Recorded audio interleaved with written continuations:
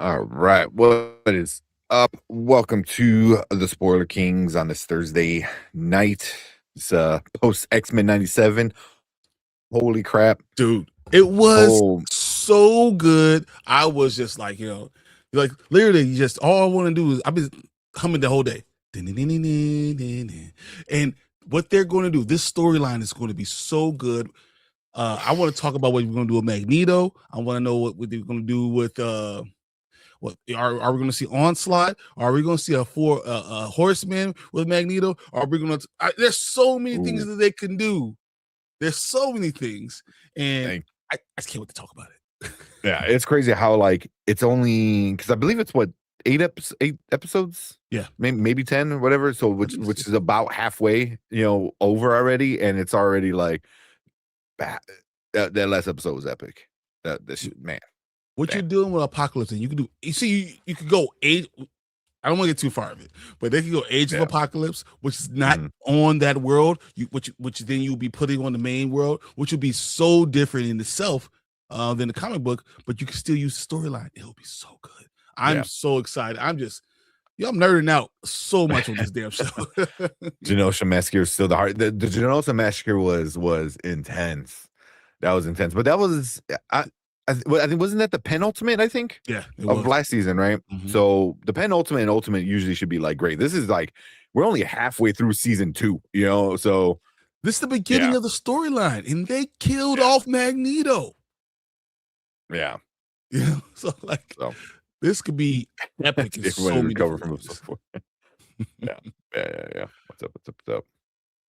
I'm so excited by it. I cannot wait to talk season about 2, it. a 9-episode season. Okay. So either way, it's still about-ish halfway, through the season. You can see the things that they're doing, but I feel like I have an idea. I don't think you could do. I've heard a lot of people saying, "Oh, you can still do it without Magneto." I'm like, bruh, you can't. No, but there's a way to do it, but you do it a certain way and it works out really, really well. So I can't wait to talk about it. Oh, so Anzo sent me my package today, and I'm not going to open it until Saturday because I want to see him, when I open it. But that's why we're gonna get his thing out here because he also ordered this. Got me one. A talisman from. Oh, nice. That's cool. So I can hang it up. Really cool. Wow. Hang it up on my door. Make sure I don't want no monsters coming in my house. See, right. This is what I'm talking about. This is what I'm talking about. Let's go, Anzo. That's awesome. Oh man. I was talking about it's pretty awesome. What y'all talking about? So they're talking about the storyline. So they're talking about that there's going to be a different show. They could do the Devil. His own spinoff. Yeah. Oh, do I like Anne Rice stuff? Yeah. So I saw that. I don't know. I mean, they're right now with their other spinoffs, they're not doing that great. Because there's 3 shows right now in this immortal universe between Interview, Mayfair, and Telemasca. Only one's good. I thought Telemasca could be fine. I think that I think they missed out. Yeah, they just have to figure it out. They need to know what they're doing, and I think they're going too easy on it. And I think it's going to be a lot more you can do with it. So yeah. Oh, look, Fernando said just saw Moana 2 with my little niece and think it was trash. I'm assuming Moana live action. Yeah, live action about this week. Was trash, and my niece thought it was okay, but enjoyed the animated version a lot better. Yeah, that's what I'm hearing. I'm hearing the live action is the definition of a cash grab. People are saying it's soulless. It's missing what makes the animated stuff special. Yeah, we'll see. I'm going to check it out this weekend with my girls. Yeah. They've been spending the whole week with their grandparents, and they begged me to come pick them up. So I'm like, all right, I'll pick them up, and we'll go see the movie together. That's funny. I do gotta say, I think I watched Minions and Monsters like another 5 more times because my kids just want to watch it all the time. The more I watch it, the more I like it. It's not great. Don't get me wrong. It's still at the bottom of the barrel. But It's literally the worst thing I've ever seen from that universe. Okay, no, number 4. The last Despicable Me was the worst. I would give that worse. It didn't even work with the Minions. What they did in the last Minions. It's a prequel to that. This is a prequel to the first Minions. It can't be a prequel because they started out with the dinosaurs. Well, yeah, I mean, it leads into and that. They went through the time, but the actual part of it. They were they traveling in, and they found the master, and they called. It's also them different tribes. They said there's like a dozen different tribes of minions, but they had 100 of them. Yeah, yeah. So, they said in the beginning when she's explaining, she's like, yeah, there's dozens of tribes of minions that were looking for the boss. So I thought the only one left because I looked at the minions with the girls again, and they're like, yeah. There's only 3 that left, and the rest were waiting to hear back from them. That's why it was a whole thing full of them, and that's why like it doesn't make sense about what was going on for me. There's tribes. There's like different minions because like what happened in the first Minions was one tribe, and then what happened in this Minions is another tribe of the minions. So that's why I was like, it's kind of like a spin-off prequel kind of thing. Because Gru wasn't in it at the end. At the end, when? So when they did through all the 3 whatever post credit things, he was definitely in it. I didn't see the post credits. It definitely was. I didn't see it. So like, I don't know. Like you see him walking with them, and they're talking about it. So yeah. Okay. Yeah, because I didn't see the post credits because where I saw it. I know why. I know why. You don't say anything. So that I don't know. But like in the main movie, he's not in the main movie. So. But I'm like, it was okay. I would put it above number 4, but number 4 is still like the worst one by far. I think this was terrible. I really did. I didn't enjoy it. I told you my kids didn't like it. Yeah. Does that mean it's not going to make money? It's not. I think it's going to make a buttload of money. I don't think it's going to make over $600 million. I don't. I honestly don't. I know. I think most of them made really good money. I don't think this is going to be there. And it could be you could blame it a lot of different things.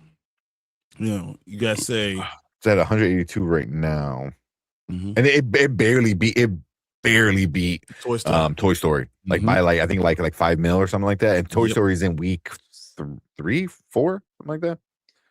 Toy Story's in week 3. 4. To me, it's for potheads. Yeah. Toy Story came out before. It's for kids. Yeah.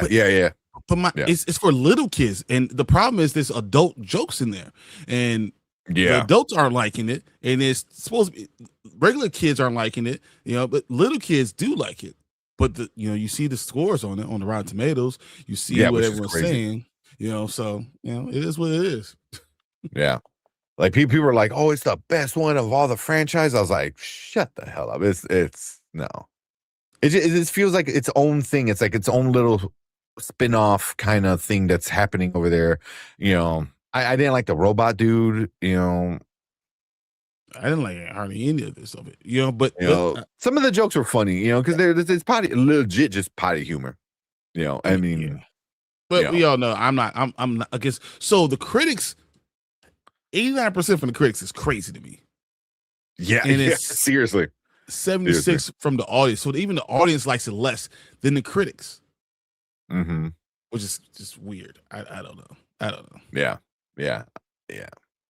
Because for me, Despicable Me 4 was the worst. Just because that one felt like everything that made the first few ones special were just gone. Like they didn't really focus on the girls. You introduced another girl for whatever reason, like a neighbor girl, and it was like like that one was bad. And Will Ferrell, that had been the worst villain of all, like by far the worst villain. Like he's a giant cockroach. Despicable Me 4, I don't remember anymore.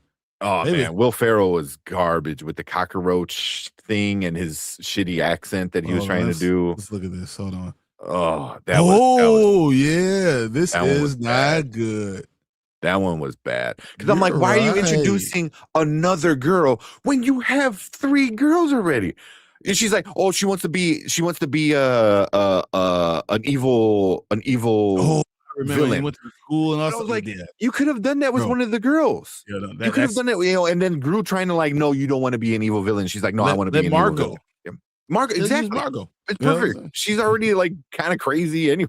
You know? She's on the she's at the date. I mean, her age range, all of them could be good. Yeah, I agree. Yeah, so that's why I was like, why are you introducing like another, and then you're not even focusing on the girls, and then this the kid, the new, his son was whatever. I thought that was baby.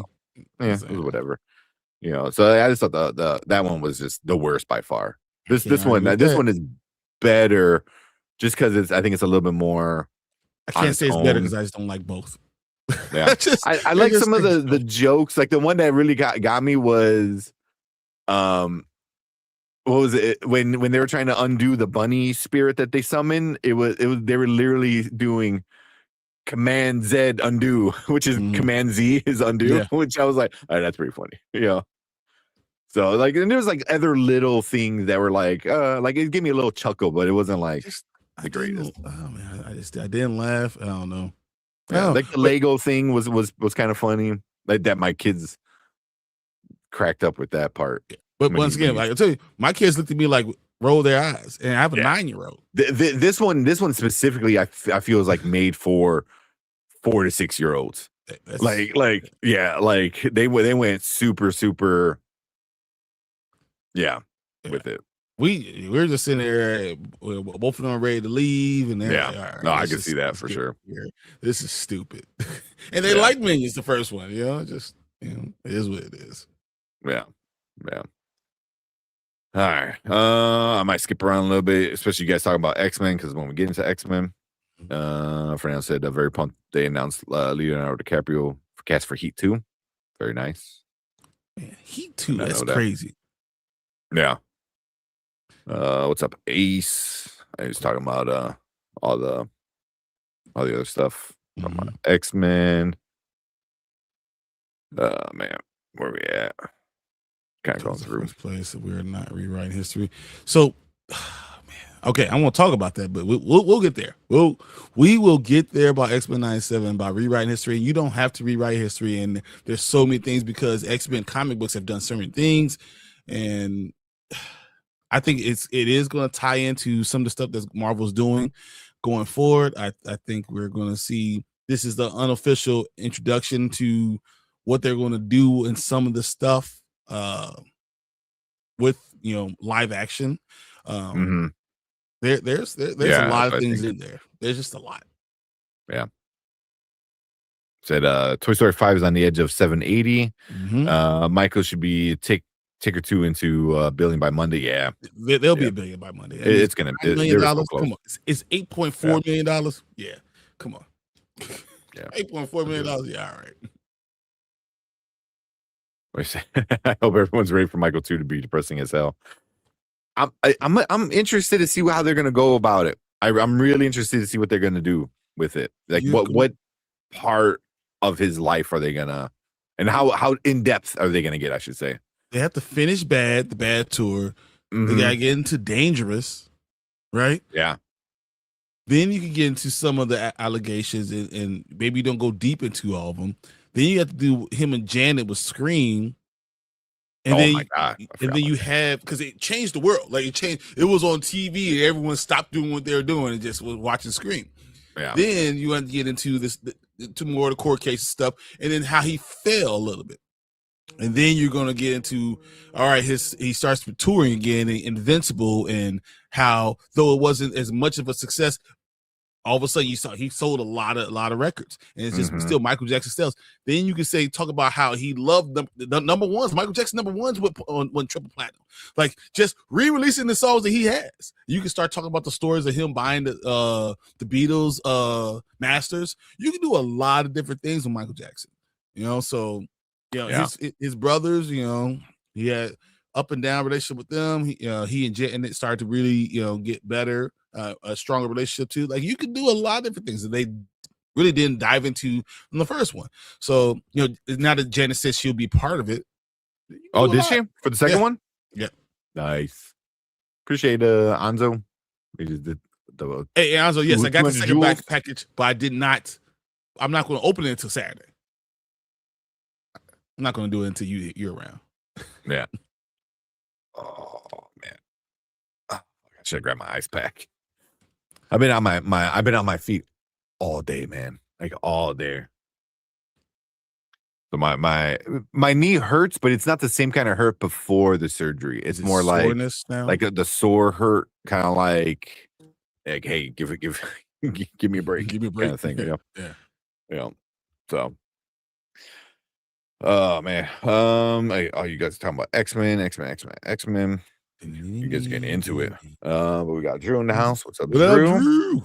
How you we doing? Got Lawrence. Lawrence is in the building. All right. We got Collector. How you doing? How you doing after your MRI, man? I know you messaged me that everything was good. Yeah, went good. So that's good. Looking forward for the Doom Part 3. Yeah, I haven't watched it yet. The trailer's absolutely amazing, but Doomsday has dropped lower on my list. Man, I feel like it's gonna be like a little bit of back and forth for me. What my excitement for, So. Bro, I'm excited for Doomsday, and I'm telling you, Doomsday is going to make 1 point. It's gonna make so much money. 2, like I'm gonna think Doomsday is gonna make $1 billion more than Doom. Yeah, whatever Doom makes, it's gonna be $1 billion more. Doom's gonna land somewhere in between like 600 to 800, depending on how. I don't say how good it is, but I think depending on how much action, because I think that's what people want. People want to see the action, and I think this one's going to give a lot of action. So you're going to really not like some characters. You're really going to start to really not like some people, and I think that's. I don't know. We'll see how that works. Well, I don't know. I still think during Christmas season I think Doom would have done better between Thanksgiving and Christmas. Where it is right now, like earlier closer to Thanksgiving than Christmas. I think Doomsday is going to kill Christmas, even though Doom is going to have all the IMAX, so it's going to make some money. But I don't think it's enough money. It's just them being the IMAX is just going to be enough for them to make money, make 700. Just make it over there. I don't think it matters for Doomsday. I don't think it matters. No, because I mean they know, man. As much as people are just crapping on everything about like there's this and I mean just pick anything. They just keep bashing it for whatever reason. It's gonna make money, especially if it's like a good movie. Key, would you be surprised if Robert Downey Jr. does play both Doom and Iron Man? I mean, there's a chance. There's a chance he is gonna do it. I think you pay him that much money. I think you're gonna see him put on the Iron Man suit again. I think we're gonna see both. Oh yeah. I wouldn't be surprised if they did it at the beginning of the movie. Just killed off Iron Man. Beginning of the movie. Done. Yeah. That's the tube foolery. It was so hot today. I saw an addict putting copper back into the AC unit. That's made me laugh. Oh man. What else we got? So the head of Marvel Television wants 10 seasons of 97. I heard that. I'm down for it. I mean, there's more than enough storyline. Dude, so, more than enough. There's 1,000 X-Men comics.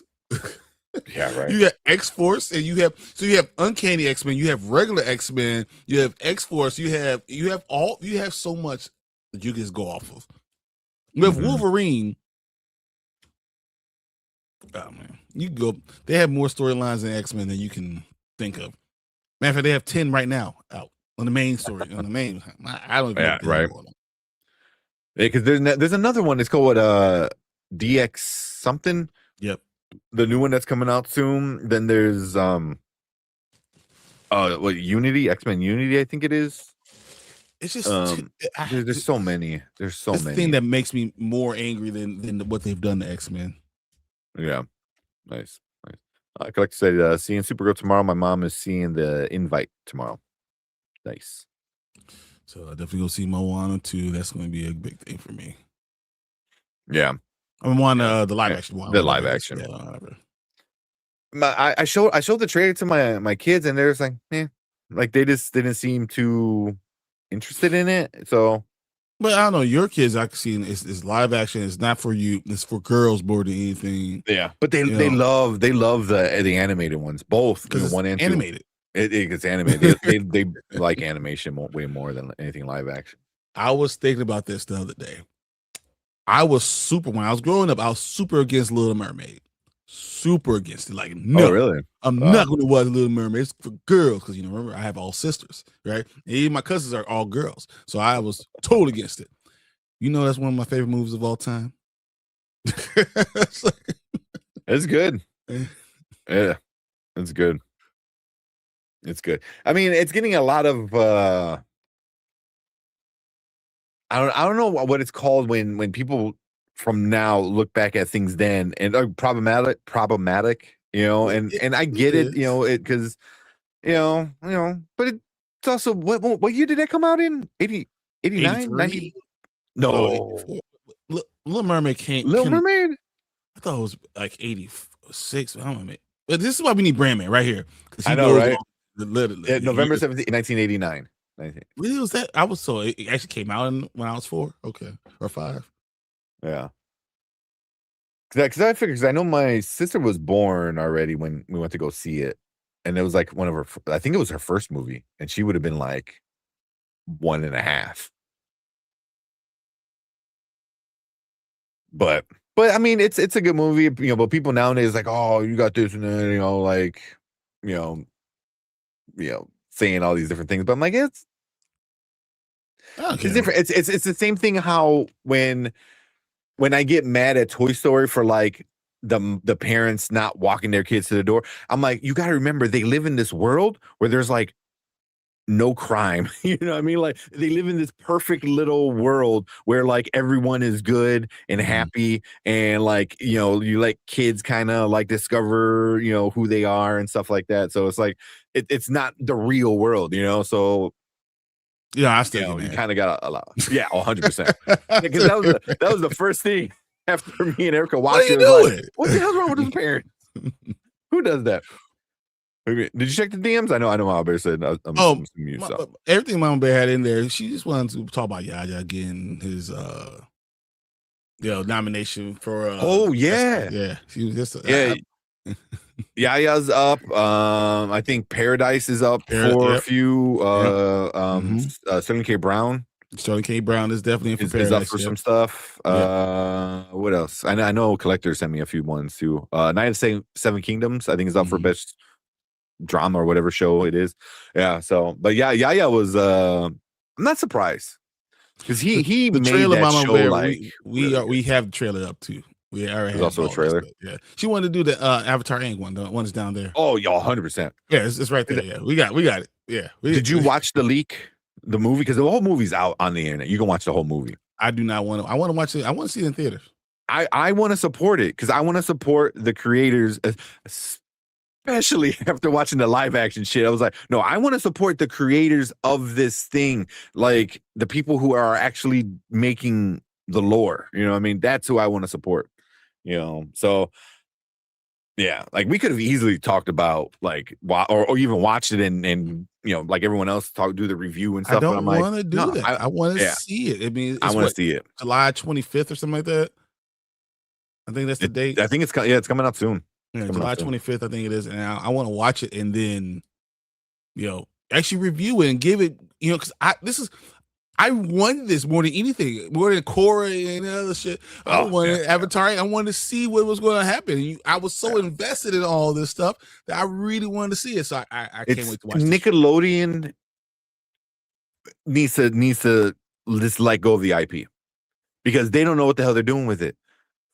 When the original show came out, they had no idea what to do with it. They didn't know how to market it. Like, well, I just stumbled upon it, but put it on Nickelodeon is what got the eyeballs on it.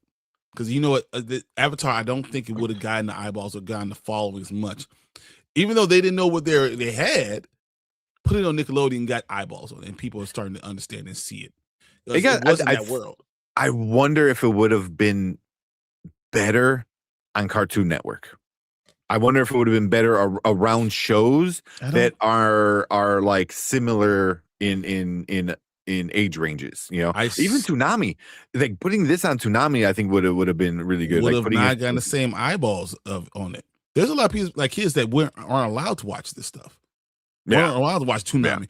So you're limiting your scope. So you're watching Avatar: The Last Airbender or Nickelodeon. No parents ever said you can't watch Nickelodeon. They might say you can't watch Ren and Stimpy, but you're not going to say you can't watch Nickelodeon. You're watching it during the day. You're getting more eyeballs to put on. Yeah.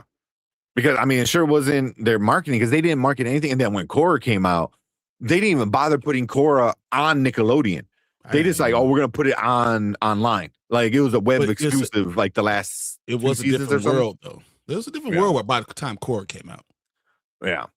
When Avatar came out, you know, we transitioned from, you know, streaming. I'm streaming now, but it used to be, you know, network television was it right during that time. So putting on something that you know has that wide range support and you know the pool, I thought that helped it overall, and then the quality of the show really killed it. Oh yeah, 100%. But I think it's past, you know, because they keep murdering it, you know, every way where they're like, oh, we're gonna do this, and then even like with Paramount's like, oh, it's gonna be a theater, and then it's not gonna be theater, it's gonna be because it's not even gonna be in theater anymore. It's gonna be on Paramount Plus, you know. I thought it was gonna do both. It's not both. It might be, but once they got announced that they're not doing, you know, exclusive theater release, then that's when it came. You know, somebody leaked it. You know, they're like, "Oh, fuck it, here's the whole movie. Watch it." You know, so I was like, so despite how great it is just, is it a moneymaker because of all the issues? You know. You know, I mean, I got all the graphic novels. I read the books. I mean, they're great. I have the entire series down there. I was buying the DVDs when they first came out. I grabbed all of it. Like I have everything. I'm not going to allow someone to, you know, not give me all this stuff. I don't care if Paramount owns it because I have it. I own it. I don't care. 100%. The graphic novels are great. The comic books that they get into stuff like that, because then you. Because me reading the comics and knowing what happens with Toph and specifically her dad after the show, and then seeing the live action, bro, I was so fucking pissed off.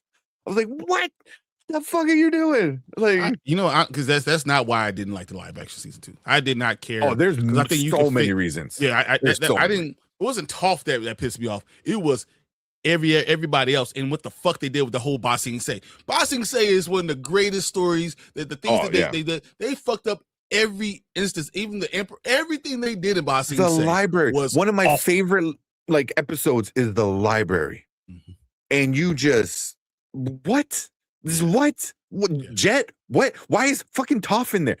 And then for me, it's like you had Toph as she looked great. The actress was amazing, and then you just completely destroyed that character. You're just like, oh, the character that everyone loves. All right, we're just gonna do all over her. I was like, I don't think they. They terrible. Oh no, they 100%. They didn't do anything right about her. Nothing was right about her. I thought that they didn't give anything to her, so that's why I thought they could have done different things with her going forward, because they really didn't give her anything more than her parents not wanting to accept her, having to figure out the acceptance, and then trying to find her place. That's really all they did. That's really all. They didn't do anything. Like her being in places and scenes and all that stuff. The whole it's not taught when the library was falling down. You're telling me Toph, the strongest fucking earthbender ever, she's like, I couldn't hold it up. What the fuck you mean? The only reason you couldn't hold it up in the animated was because you were on sand and you couldn't handle it on sand because you don't know what you're doing in sand. You know, because you couldn't see. They didn't explain it well. Once again, it's the story. I didn't think it was Toph. It's them not understanding the story. They don't know anything. They introduced Toph on sand. I'm like, why is she on this sandy fucking platform? I thought it was gravel, and that's what I thought. I thought it was gravel. It was sand because when she does her little foot thing, you see it was. I was like, and even gravel, if it's not solid ground, a lot more. If it's not solid ground, it's I'm like, why is she like on this sandy fucking platform? Like that's one fucking thing. you know, and then when you get to the library thing, it's like she can't hold it up. That was like she wasn't. I didn't think it was about her holding up. I thought it was more about the fact that she couldn't hold it up and then save Appa. Yeah, because she was on sand. But this makes no sense. Like she couldn't see the people behind her. You're on solid ground. You can easily do that. The only reason you couldn't do that in the animated because you were on sand and you couldn't see where they're at. So you were just kind of shooting shit and hoping it hits. It was like here, it's like you know where they're at. I went back and watched that animated part. This is not. She's on sand. This is why, but that's not what it was. Still difficult to hold it, regardless of all the stuff. The point was that she was trying. It was difficult for her to hold it. She created a whole bending thing. So it was like she's the greatest earthbender ever. Like even in the future, she's still the greatest. Like you tell me she can't hold it up. Like she does all these crazy, amazing things. It was like, come on. Yeah, Mama, man, we have the. We got it. Also, Collector, I saw you the Dune trailer. Yeah, we're gonna get into it. You know, I really want to talk about the Children of Blood and Bone. I want to talk about you know the fact that you're talking about a creator leaving. You know that the whole development of it, and a movie that has been in development for a long time. The Risha trilogy is like supposed to be this huge storyline, right? And it's supposed to hit screens in like 8 to 9 months. We're talking about the first movie, which really? The book is phenomenal. It's detailed. Adeyemi did an unbelievable job. She really did an unbelievable job. And for her to walk away from the story before we even get to the first movie is crazy. You know, and you know, I was talking to you behind, you know, in the backstage because Amanda Stenberg is the person that she seems to have a problem with. But she's not even the. So she's playing Princess Amari. Princess Amari in the first book doesn't, you know, she's important, and Inan, her brother Inan is really important, but Zayle's is the real main character. Mm-hmm. She's the main character, and that's what really matters. So why would someone who is not the main character push away the creator? I don't know. There's more to the story. I'm so excited about seeing what we're going to get. Still, is it a Paramount thing? I didn't know Paramount was running the movie. Yeah, I don't know. Is it Paramount? It might be Paramount. It might be Paramount. It is Paramount, distributed by Paramount Pictures. Yeah. But there's probably storylines that you're not going to have. There's still. I mean, look, Cynthia Erivo, Idris Elba, Lashana Lynch, Chiwetel Ejiofor, Regina King, Damson Idris in it as well. Damson Idris as Prince Inan, who you're gonna both hate and love, very much like Prince Zuko. You know, very much like that. Zayle, who's trying to find herself and trying to find her place. Like there's going to be so many great stories there. Amari doesn't really come into her power to like book 2, really.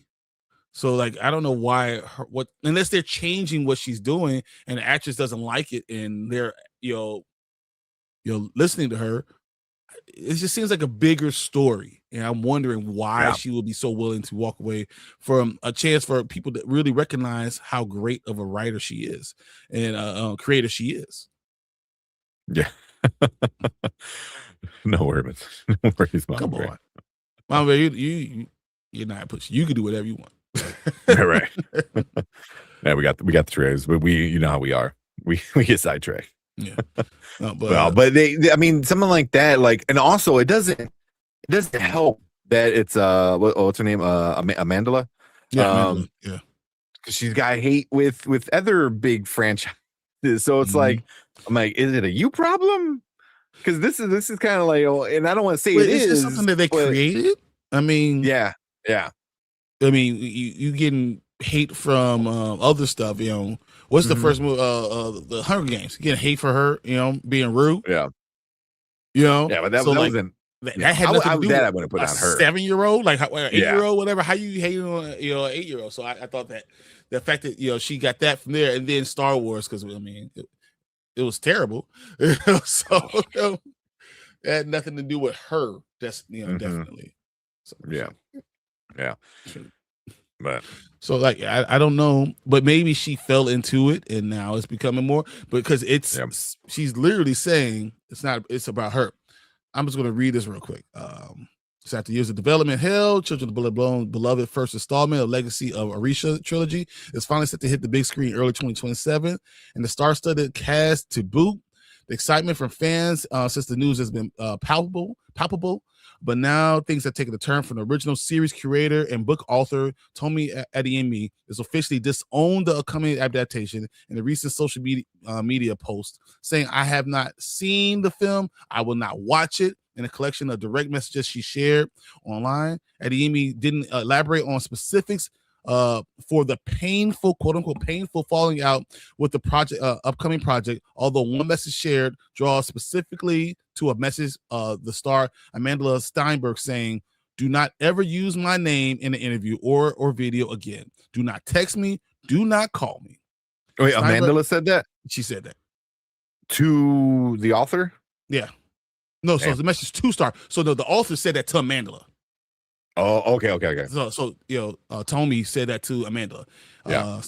Steinberg, who has long been a target of backlash across franchises for her roles, original Hunger Games, and then her divisive role in Star Wars at the Acolyte, has been faced controversy in her role in the adaptation of Children of Blood and Bone. In February 2025, Stenberg officially responded to accusations that the actor was stealing roles from dark-skinned women by using a story that claimed Adeyemi wrote the Legacy of Arisha's novel after being inspired by the racist backlash Stenberg received after being cast in the Hunger Games. It was worth noting that, according to the DMs shared by Adeyemi, the falling out between the author and Stenberg took place after the following comments about their creative collaboration. And what she said is, "I had the opportunity to meet Tomi, the novelist, for the first time. Then she goes, Amanda, I want you to know that when you were a little girl and were cast as Rue in the Hunger Games, and you had these racist remarks thrown at you because people said that Rue's death wouldn't be as sad because you were a black girl. That inspired me to write the series. So the black girls like you and black girls of all shades could have the story written about them." We started crying. I said, "God wants me here." I think the author took exception to that. That's not exactly how she framed it. She said that she did recognize her as the racist comments that came in, and that is part of the problem. But she did not start this story. She started thinking about this story in the 90s. Yeah, and that I remember hearing that in my mind. And then it's just a coincidence because that's the kind of stuff that she was going on. So this is a big thing. This type of story could be on the same level of like Harry Potter, or Percy Jackson, or any of those things. Having Viola Davis, Idris Elba, I told you Cynthia Erivo, Chiwetel Ejiofor, all the Regina King, they're all going to be in this movie. These are great actors that are all going to be in this movie, and this story is excellent. The story is unbelievable. So having this negative publicity going into January, it's kind of crazy. I think the release is January 15th of next year. So having this negative stuff going right now is not great. The story, I'm hoping, is still good. I'm hoping that people still go and see it and give it opportunity, because you don't want, this is one of those things. Do you want to lose an opportunity to have a great story led by black actors and the story, or do you want to make sure your vision is being realized? And like I said, only Adeyemi couldn't really decide that. But this is this big controversy. Her posting on social media, saying all this stuff. I worry about this, but I think this kind of lends itself into this whole Avatar thing. Once we talked about how bad the series end up being, because the creators walk away. They're not part of the creative opportunity. So the same thing can happen here if you do not take in some of what's going on with the creator, why she did these things. People that love the books are going to kind of be pushed away from it, and I worry about it. Because because I thought it was like creative differences is what pushed her away. But then now, hearing stuff like this and finding out that it's an actress, and then you even saying like it's not even like the star on top of that, so I was like, I wonder if it was more just I don't know.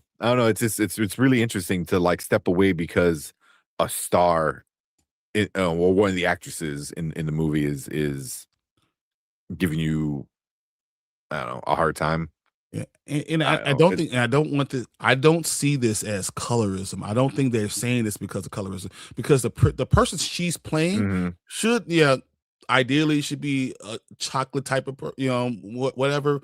But that's not neither here nor there because she's an indoor princess that's never seen the outside. Like there's different places of Africa that doesn't mean you have to be dark skinned, and the whole rest of the actors and actresses fit their character too. So like, I don't think it has anything to do with her shade. I think it has to do with her attitude. Just her being period. Just her. Yeah. Anyone who reads the book, you understand how Northern Africa versus Western Africa versus Southern Africa, how shades will be different and people can be different. And I don't think it has anything to do with that. But if you have an attitude, certain things, and you don't want to listen to the creator who's telling you why this character has a certain internal motivation, it can turn people off. Yeah It's gonna be interesting. Yeah We have to see, but I'm excited to see what ends up happening. I think Mama Akbar being Viola Davis is a home run, and people are gonna fall in love with her. Yeah, I mean, anything with Viola Davis is like already is like, oh, a must watch. You put her name on it, and then you add like just a laundry list of amazing actors and actresses. So yeah, and I wonder if it's gonna be where she was still involved in a lot of the shooting and filming and stuff like that. So I wonder if it's gonna be kind of close to the book, and then it might start to stray away once you get into the sequels. Because then she's not there to give her advice and input and stuff. So I don't know. No, that could be a problem, and I still think this is gonna be good, but we'll see past the first book if it's one of those things. It could fall into what's that book that called The Golden Compass, where you had one movie and never heard of it. It's a huge series of books, but never saw anything else, so yeah. Although what the hell? The one with X-23. Well, it's The Golden Compass, but his Dark Materials. That's the Golden Compass. Yeah. Amazing. Yeah. The super sad. Like super sad. It is like, if you want to watch it, 3 seasons and it's amazing. I believe it was HBO, right? Yes, it's HBO. It's on HBO. Amazing. And then for me, that was like, which doesn't matter anymore, because they're all owned by Paramount. Yeah, it's all Paramount. I think it was HBO when HBO was still, good. But yeah, like his Dark Materials, and then I go back and watch, like, because my grandmother loved The Golden Compass, and I remember I'm like, okay, movie, and then I watch his Dark Materials, and I'm like, it took me a while, like I'm like, oh, The Golden Compass is supposed to be this dark story. It's a super sad dark story. Yeah. It is not. It is a tragic story with kids, which makes it even more hard to watch. Yeah. But that's how it is though. It's like people start to change things because they're like, well, I want to do this. But it's like, but then you start to change the entire story of everything. Yeah. So yeah. I agree. I have no problem. Talking about things that they do well, the collector said, wait till you see the trailer. There's a ton of action, and Anzo might even change his tune, talking about Dune 3, because even like, I know, right? That ain't happening with Anzo. But like Dune kept to the source material pretty good. There's some things they changed, but any problem with Dune. The problem with Dune is, the book is hard. You have to be to understand. Yeah. It's really hard to understand. It's giant books, it's so much and I just had it stuff like in it. I think I have it over here. Yeah, mine's up on a shelf. Gigantic. It's so much to do. And well, you got to figure this is Dune 3, but this is only the second book. You know what I mean? So Dune 1 and 2 was just the first book. You remember? I didn't like Dune 1. They trimmed a lot of them. I thought Dune 1 wasn't done well, but I was expecting Dune 1 to be Dune 1 and 2, kind of having that storyline. And Dune 1 was just the introduction. Dune 2, I think, was excellent. I think it's excellent. This one's going to be very hard to watch, but you're going to like it. Yeah, because after Messiah, it starts getting really weird. Yeah, I don't know if it's a downfall. It just starts getting too sci-fi and I don't want to spoil anything, because I don't know if Collector, obviously, I don't think you read the books yet.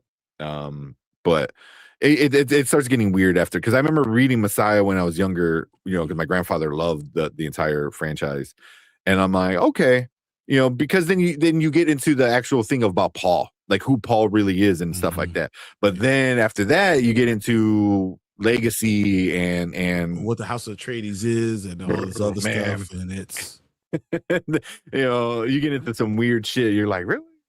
Okay, that's what they're doing. So with the God King, So yeah. It's looking at Dune's lore, and it's insane. Yeah, Dune's lore is crazy. I was watching a video about the line of it. You need to, because it's not like a straight line lore, because there's so much stuff happening. It's like you can go back to the AI war, and then finding out like it's not. It's not even like AI in the sense, it's definitely more like cyborgy, but then it's like, you look at the world today where like, cause you like in the history of like how like, robots and people like fought back in the old lore of Dune, was like, you had these rich people that were like smart, and they were controlling the robots, but then they started becoming the robots themselves. Yep, they started like, downloading their consciousness into the robot, and then becoming the robot. Kind of, yeah. So now they're the robot, but then it's like, I'm like, oh, so fucking Elon Musk. So it's like, so Elon Musk and Zuckerberg and Bezos, basically, like if you look at it through that lens, you're like, it's not that far off, just once they, like, I mean, he's already doing the Neuralink shit. So it's like, and then those rich people were the ones controlling the robots that were making the robots do the thing. So it's like they were very, like the emperor, you were the cause and the solution of the problem. I mean, you caused the problem and you were the solution to the problem. So it was a win-win for you. It caused the problem for him to become more powerful, the savior of the problem. To be the savior, exactly. Yeah, and we see that a lot, all the damn time, and just this year, just this year. I was like, isn't that American politics? Yeah, the last decade. Yeah, the last 6 months. I'm gonna be the problem and the solution. Yeah. Oh my god. Yeah. I was looking at the Dune lore is crazy, man. You can watch videos and videos and videos, with the creation of the Bene Gesserit, and like on them and the whole anti-AI thing. And yeah, it's a lot, man. And I stopped reading because it was man. Yeah. But it's good, man. If you like sci-fi and like some crazy sci-fi shit, Dune's the way to go. Dune's the way to go. That's wild. So that's Dan. How you feeling? Oh man, he said his Dark Material, the sequel trilogy, is almost done. Really? I didn't know that. For what I missed the book, right? Yeah. Well, the books are done, aren't they? Yeah, I thought the books were done.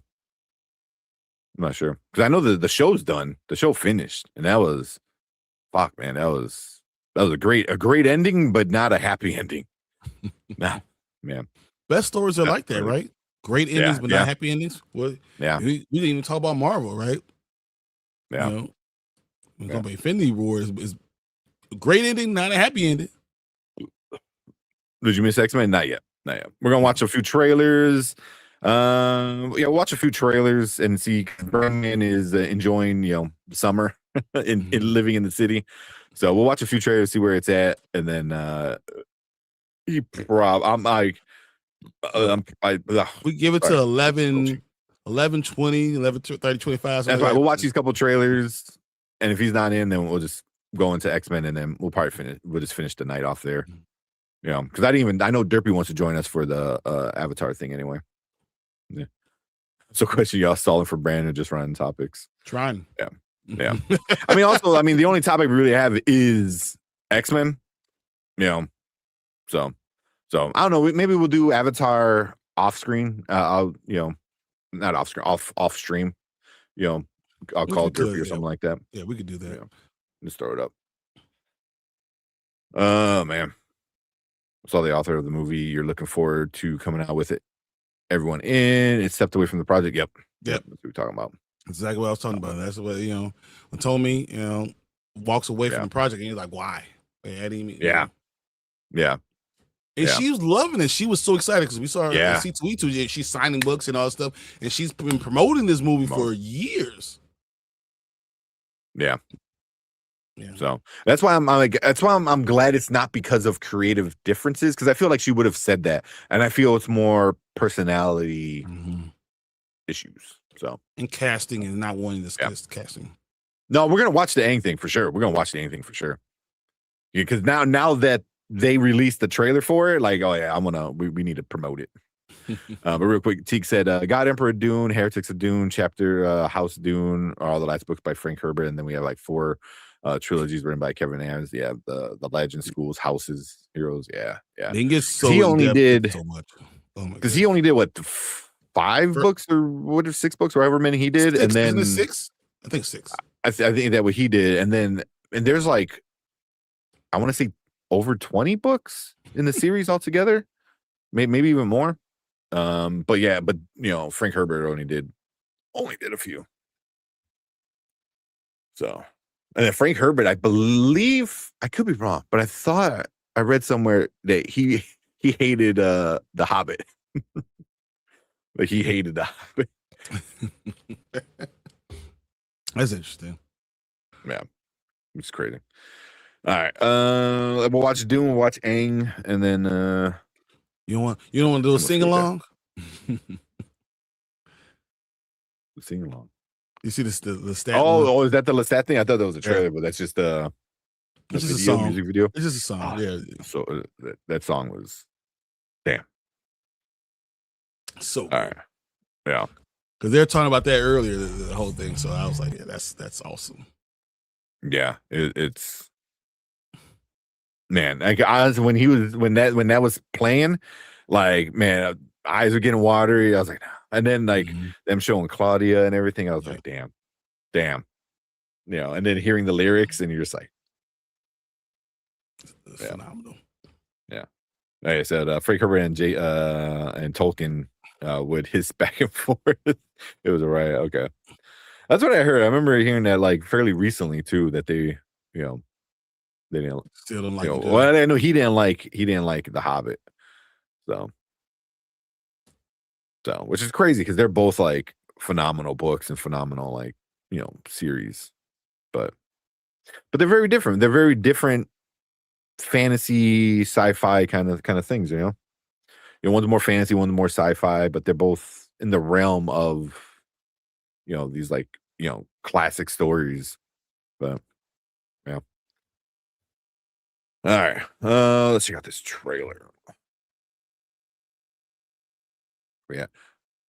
All right, let's go. All right, what is up? Welcome back to Spoiler Kings. We got another trailer reaction for you guys tonight. This one is the Dune 3 trailer. Finally, we get to check out this is the first trailer, I believe, right? Yeah, it's the first time we're gonna hear anything about it. Yeah. So I'm so excited. All right, but let's check it out. Let's see what we. It looks awesome. Damn, that's a great trailer, man. That looks awesome, and it felt epic. Yeah. I them bringing back Duncan, straight from the book. And I didn't think they were gonna go that route. I'm like, because I feel like that might have been a little weird sci-fi and once weird, they start bringing talking back about characters. cloning and shit, Mhm. like stuff like that. But yeah, I mean, we got giant worms, so I guess that wouldn't be out of any too weird, I guess. But yeah, man, yeah, you're gonna find out who the villain is, in the story. Yeah, because you're gonna Mm-hmm. start seeing what happens, how Mm-hmm. power, absolute power, always corrupts. Mm-hmm. Because I think that's the thing. It was like, ah, man, and it makes me like even go, like think of like Game of Thrones. Like now that I'm thinking about, where like you're like, oh, she's the good guy, and then they like just flip it on its head, and it's like, oh no, she's the villain. You've been But that was always. just Mhm. yeah. But that was like no buildup. We here they've been telling you, you just You said you want to don't want to. listen. You didn't want to listen because you're like, oh no, he's saving the Fremen. And you Like, start looking like, what is he really doing? Why is he? mm-hmm. You see his mother from the beginning. You don't understand that he's following the storyline, and people don't want to. You want to trust him. That's what it is. You want to trust him. You want to trust them, but yeah, damn. That looks so good, man. But that second one, I love the second one. I like the first one, but I like the setup that it gave. But man, when this comes out, this is gonna be a good movie. This might It be like one is. of my favorite trilogies. It's gonna Is be this my the problem that you? It's just coming out the wrong time. Is it? Well, but I don't think Dune is a movie's franchise that's going to do big numbers. It's not yeah. that I type of saw movie. collector saying billion. It's not. It's especially going against Avengers.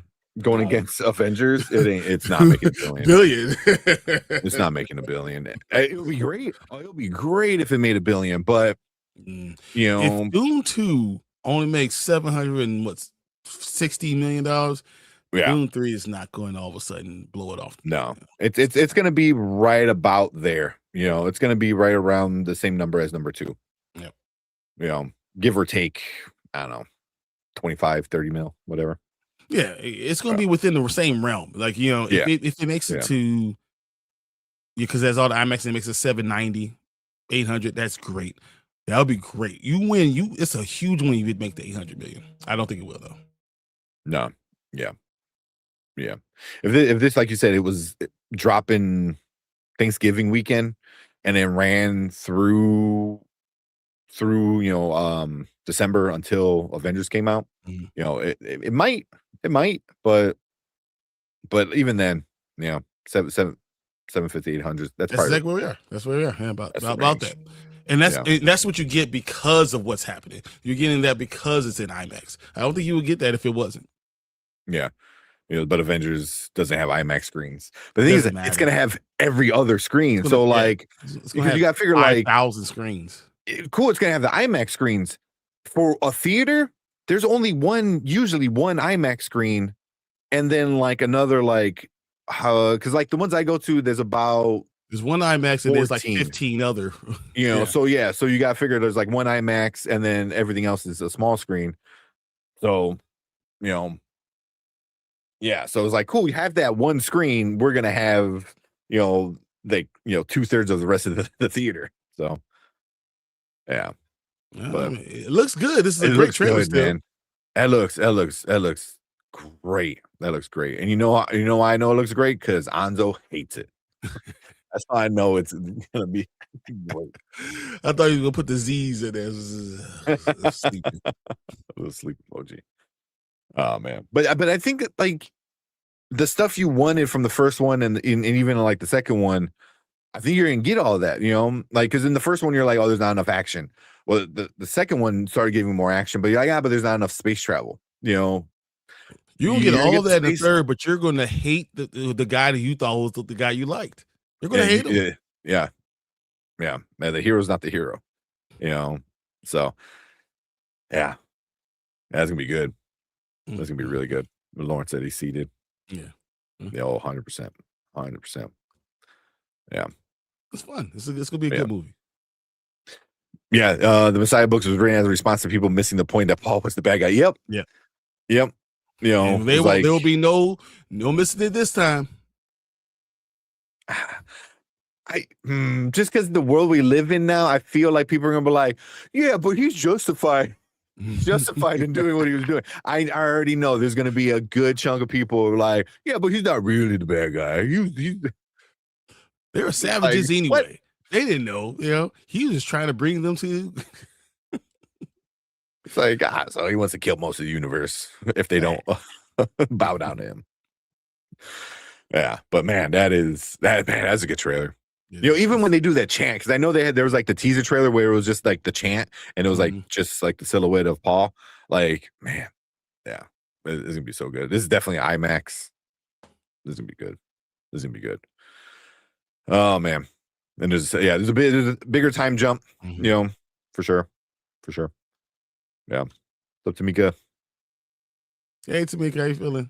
Yeah, but yeah, Doom Part 3 coming out. When did it say? Like December. It's December 18th. It's the same day as Doomsday. Yeah. Same day. Yeah, it's gonna be a fun weekend though. It's gonna be a fun weekend. So a week before Christmas, and you get all the things you want. Right. early Christmas present. But a bunch of popcorn buckets. Oh man, I can already see the popcorn buckets.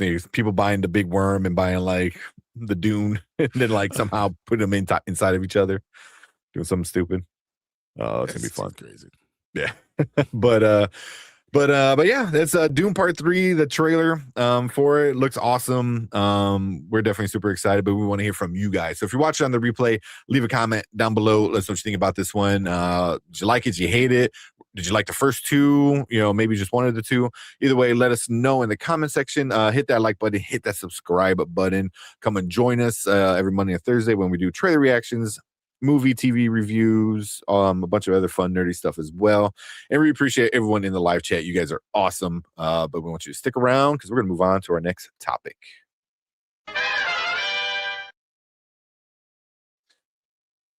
All right. I have to answer this phone call real quick. Go for it. A second. I'm sorry. Go for it. Let me bring this down. All right. Just me.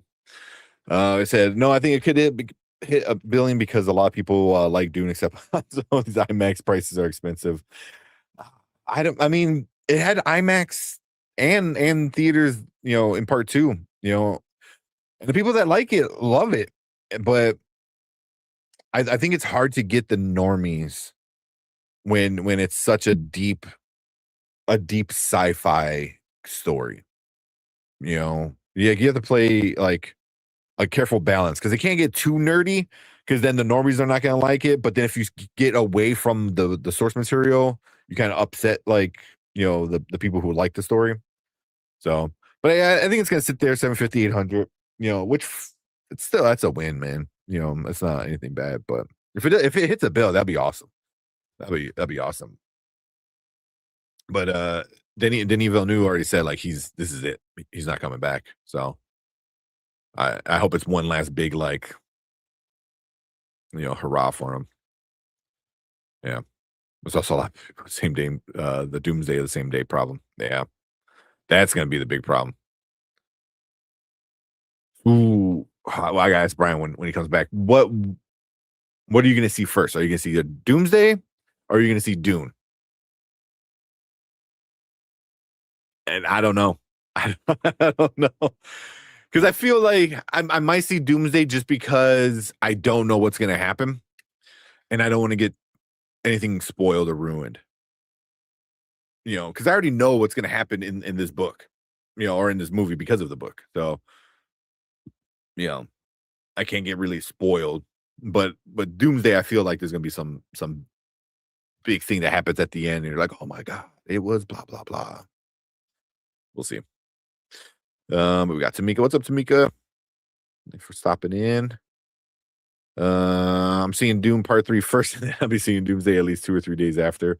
I will not be on social media. Exactly. That's why, because you have to not be on social media until after Doomsday, because everybody's just gonna spoil it. Everyone's gonna spoil it. So December 18th, prepare for Mortal Kombat box office event, decades in the making. I don't think it's gonna be that bad. I think people are gonna go see it. I think that people are gonna make a weekend out of it for sure. Like there, I can already see all the big influencers and the movie, YouTubers and stuff like that, like recording themselves walking out of one and then walking into the other. Like I feel that's gonna be like so much of it. Somebody's taking off the Dune mask and they're putting in their in the little nose rebreather thing. Looking forward to see it all. I hate December 18th. Oh, why do you hate the 18th? We already know who hates it. Exactly. At least 900. It could. It could if it's really good and Doom isn't as good as people expected. I think it's gonna be good. I don't think if it's not as good. Yeah, I can see people going back to seeing Dune a few more times for sure. Some candy for Brandon. Yeah. So he's at like at one of the street fests in Chicago during the summer, and especially downtown, in the city, down by the lake. Like there's every weekend there's multiple, fests going on. So I know he said he was going to one. And when he said he was, oh, what did he say? He said, I'm gonna be a little late. I'm going to a smoke fest, I think it's called. So I was like, oh yeah, no, you're gonna eat a lot of barbecue and probably pass out. Which I do not blame him. I wish I could do that right now. Tamika said, haven't been feeling too great this week. It sucks. It's the anniversary for my sister. Laying here listening to you guys helps me keep my mind. We appreciate you coming in. Sorry. Yeah. Yeah, that sucks. That sucks. But hopefully, us geeking out about stuff can distract you for a little bit. So have you I don't remember if Tamika, you watched Silo or not. Listen, let's know if you watched the Silo, because I know you're into the From stuff. Yeah.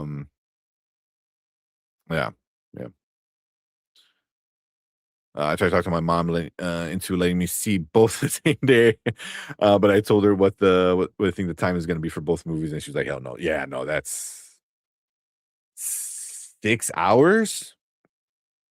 Because each movie is going to be around 3 hours, like 2:45 ish, right there, plus 30 minutes of trailers. Plus like one's not going to end and the other one's going to start, so you got that little bit of time.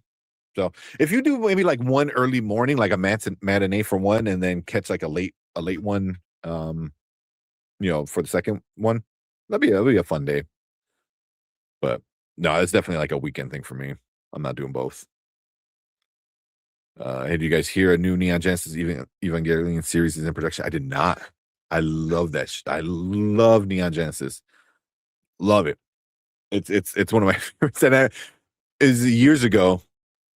I tried showing it to my wife, and I'm like, "Oh, it's so good, blah blah blah, and this and that," and she hated the cicadas. So because and I'm like, but that's part of it. It's like when they're outside and you just hear the cicadas constantly going off in the background of the show. So that was like driving her nuts. I'm like, but that's like part of it. It's like the nature and then like the massive kaiju fights. So but I'm excited. I like the redos that they did with the 1.11, the 2.22, 3.33. I like that. That was pretty cool. But I think them doing anime in newer versions is kind of like the thing now.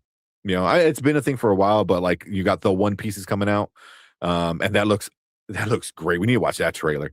But that looks great. Like the animation looks way better. It's gonna be more of a streamlined story. So yeah. So even Neon Genesis kind of, I don't want to say it dragged, but it got weird, especially towards the end. So what else we got? We got Derek. What's up? Ho VHS. Or Ho there. Or Hi there. I don't know how you go from Ho VHS to Hi there. Oh man. Oh, December 18th is the day your dad passed away. Yeah, that definitely sucks. Yeah. Well, at least you got some like distractions. You know, if you want to be distracted, you got 6 hours of movies you can spend. You spend the whole day at the theater. But that's always rough, man. Those anniversaries like that. But oh man, the rumor is that Doomsday is supposed to be 3 hours and 40 minutes. Poof. And I'm estimating Doom would be 3 hours, if any, 3 hours 15 minutes. Yeah, they're both going to be stupid long. Yeah, you bring a lunch, bring a little lunch bag. Mom bear giving some hugs out. Yep. Saying I love Silo.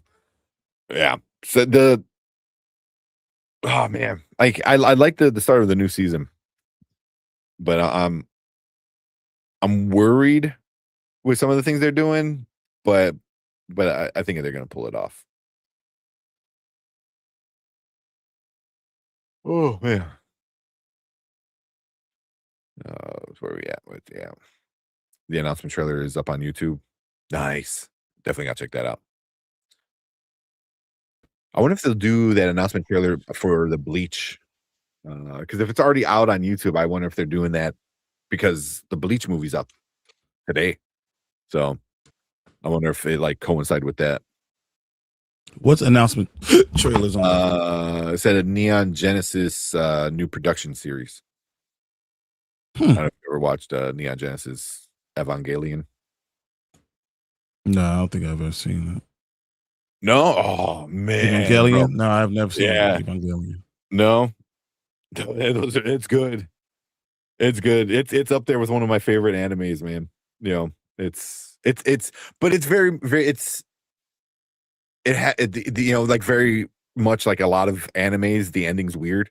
You know, that's how you know it's a good anime.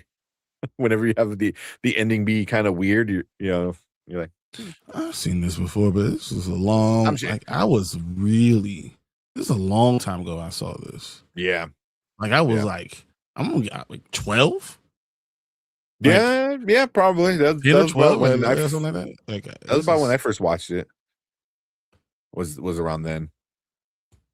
Yeah, because the thing is, like me growing up with all my friend groups, you know, and I love my friends, but growing up, they didn't listen to the music I listened to, you know, which is fine. You know, they didn't like watch the things I watched and read the things I was big into comics, big into anime and stuff. But then, like, out of high school, finding out like a lot of my friends were like, "Oh no, I was into that." I was like, "Well, what the fuck, man?" Like I love Dragon Ball Z and Evangelion and Akira and all this shit. And like, you know, the only person I had to talk to was my uncle who got me into all of it, you know? No one said so. Dragon Ball Z became cool towards high school. But by that time, I was like, I'm doing this shit for a long time now. Yeah.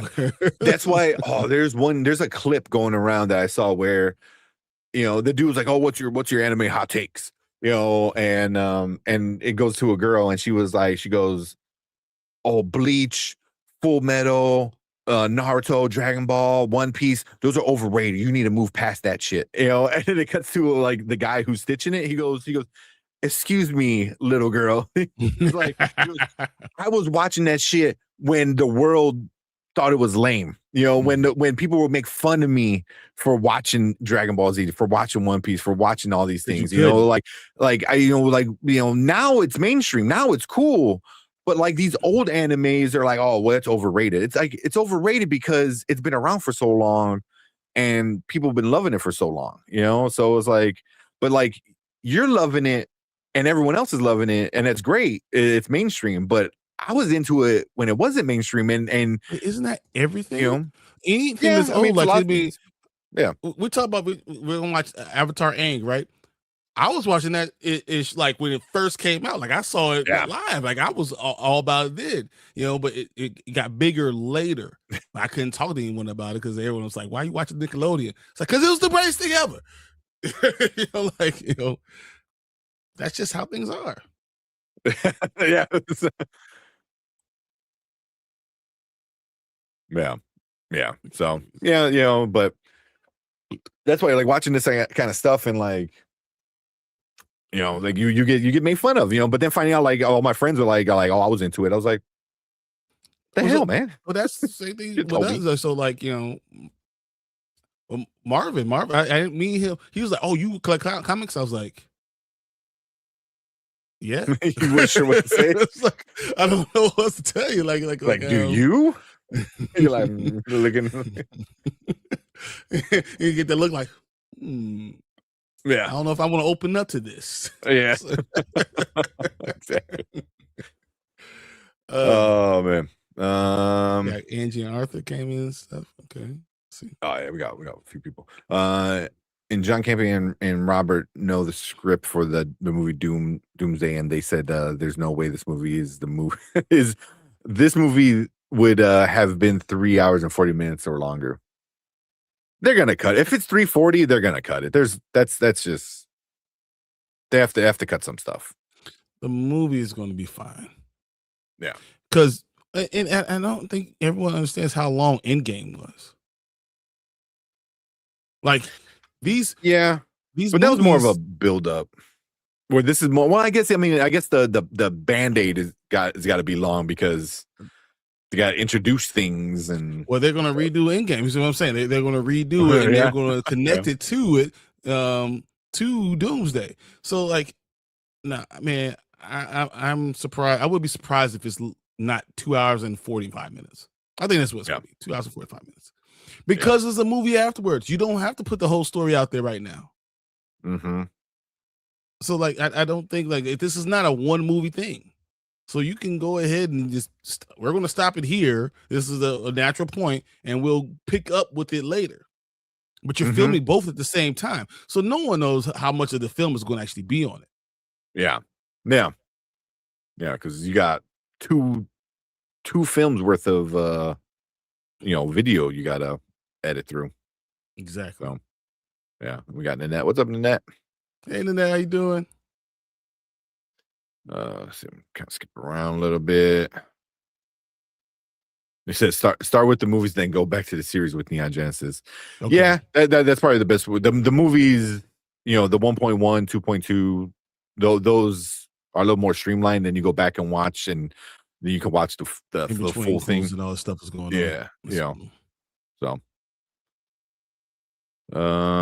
then we got Angie. What's up? Hello. Both are excited for the new Spider-Man Brand New Day movie.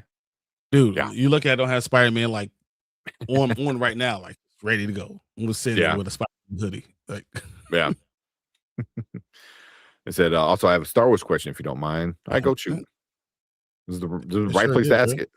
Did you already do it? Yeah, sure, bro. I said thank you, Brian. Do you both think Keanu Reeves will play a great Darth Raven? And if you watched Maul, Shadow Lord, do you think the pink Twi'lek Devin would become Darth Talon? Two different questions. Two different questions. Would Keanu Reeves be a great Darth Revan? What do you think? I think Keanu Reeves would be cool because Keanu Reeves is a nerd and likes this stuff, and he actually goes into that stuff. But I don't think you have to stop at Keanu Reeves. I think you can trust that they could cast some of the stuff, and because Keanu Reeves is so iconic in his characters, it's dangerous putting him in a different character and asking us to see Darth Vader. And that's my only question about him, because you see him and he's either Neo, or he has this persona like he's Bill and Ted, or he's John Wick. Like you just see him and that's what he always is. So I don't know if you could put him if he's not just voicing it. He would. You have to just voice it, right? Have to, yeah, because Darth Raven.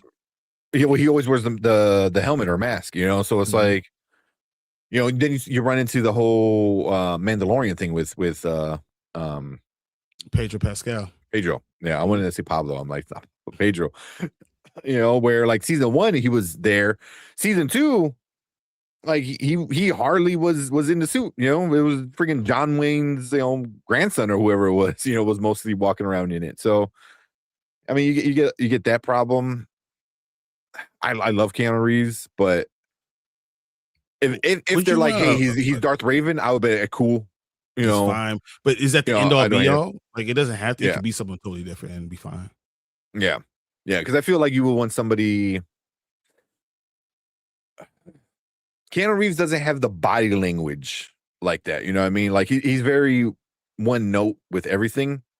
And that's fine because it works for him and the things he does. You know, like if you go back to and look at Bill and Ted, you go back and watch like even Matrix. Like Breaking Point, Matrix, you know, what's the newer one? John Wick. Like his body mannerisms, like because that's the big thing you would need, you know. Like he kind of like is always the same, you know, he always sounds the same, he always talks kind of the same, you know. So even like between like John Wick and someone like Bill and Ted, it's like he still sounds the same, but one is definitely more like you could transition it real higher easy, pitched, you know. But and then you just go like, all right, don't sound so excited. Like your life sucks, your wife got killed, and then he's at that range, but it's still the same voice. You know what I mean? It's just not as happy. Bill and Ted's happy. You have to from Bill and Ted to Speed. To stay between on the way to that range, and then you get to Neo, and then you can literally go right through, and if you go through that's funny. Right through it. yeah. But yeah, if he was, I wouldn't hate it, but I feel like I think there would be other people that could do it. And then would Devin be Dark do you Talon? think Devin? Yeah, that's not. I think definite. Yeah, that's who it's going to turn into. It's not going to turn into the visually what we're all used to seeing Darth Talon as, you know, with like her, you know, spaghetti straps. That ain't happening. But the character, yes, you know, I think very much so. Like she's going to become Darth Talon. Yep. You know, or at the very least, Talon. I don't know.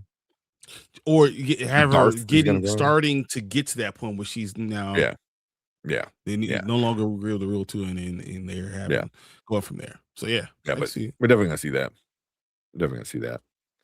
So hopefully that answered some of your questions. I saw this Arthur said two bros trapped in a blockbuster back room, lethal weapon, pizza, cops. It's a series. Let's go. All for it. Hey, I'll do it. Like that. That's actually us. Yeah, exactly. Well, thinking that was you and Brandon. That was me, Brandon. That's why we're working at so Tink, I'm with you on that. I was by the VHS of Dragon Ball Z. Yep. And I was walking contradiction. Black play football, hockey. Loved anime. It was when it was not cool. Yeah. So I was comic books. Comic books. I like anime. I don't love anime. I love karate flicks. I love karate flicks. Like for real.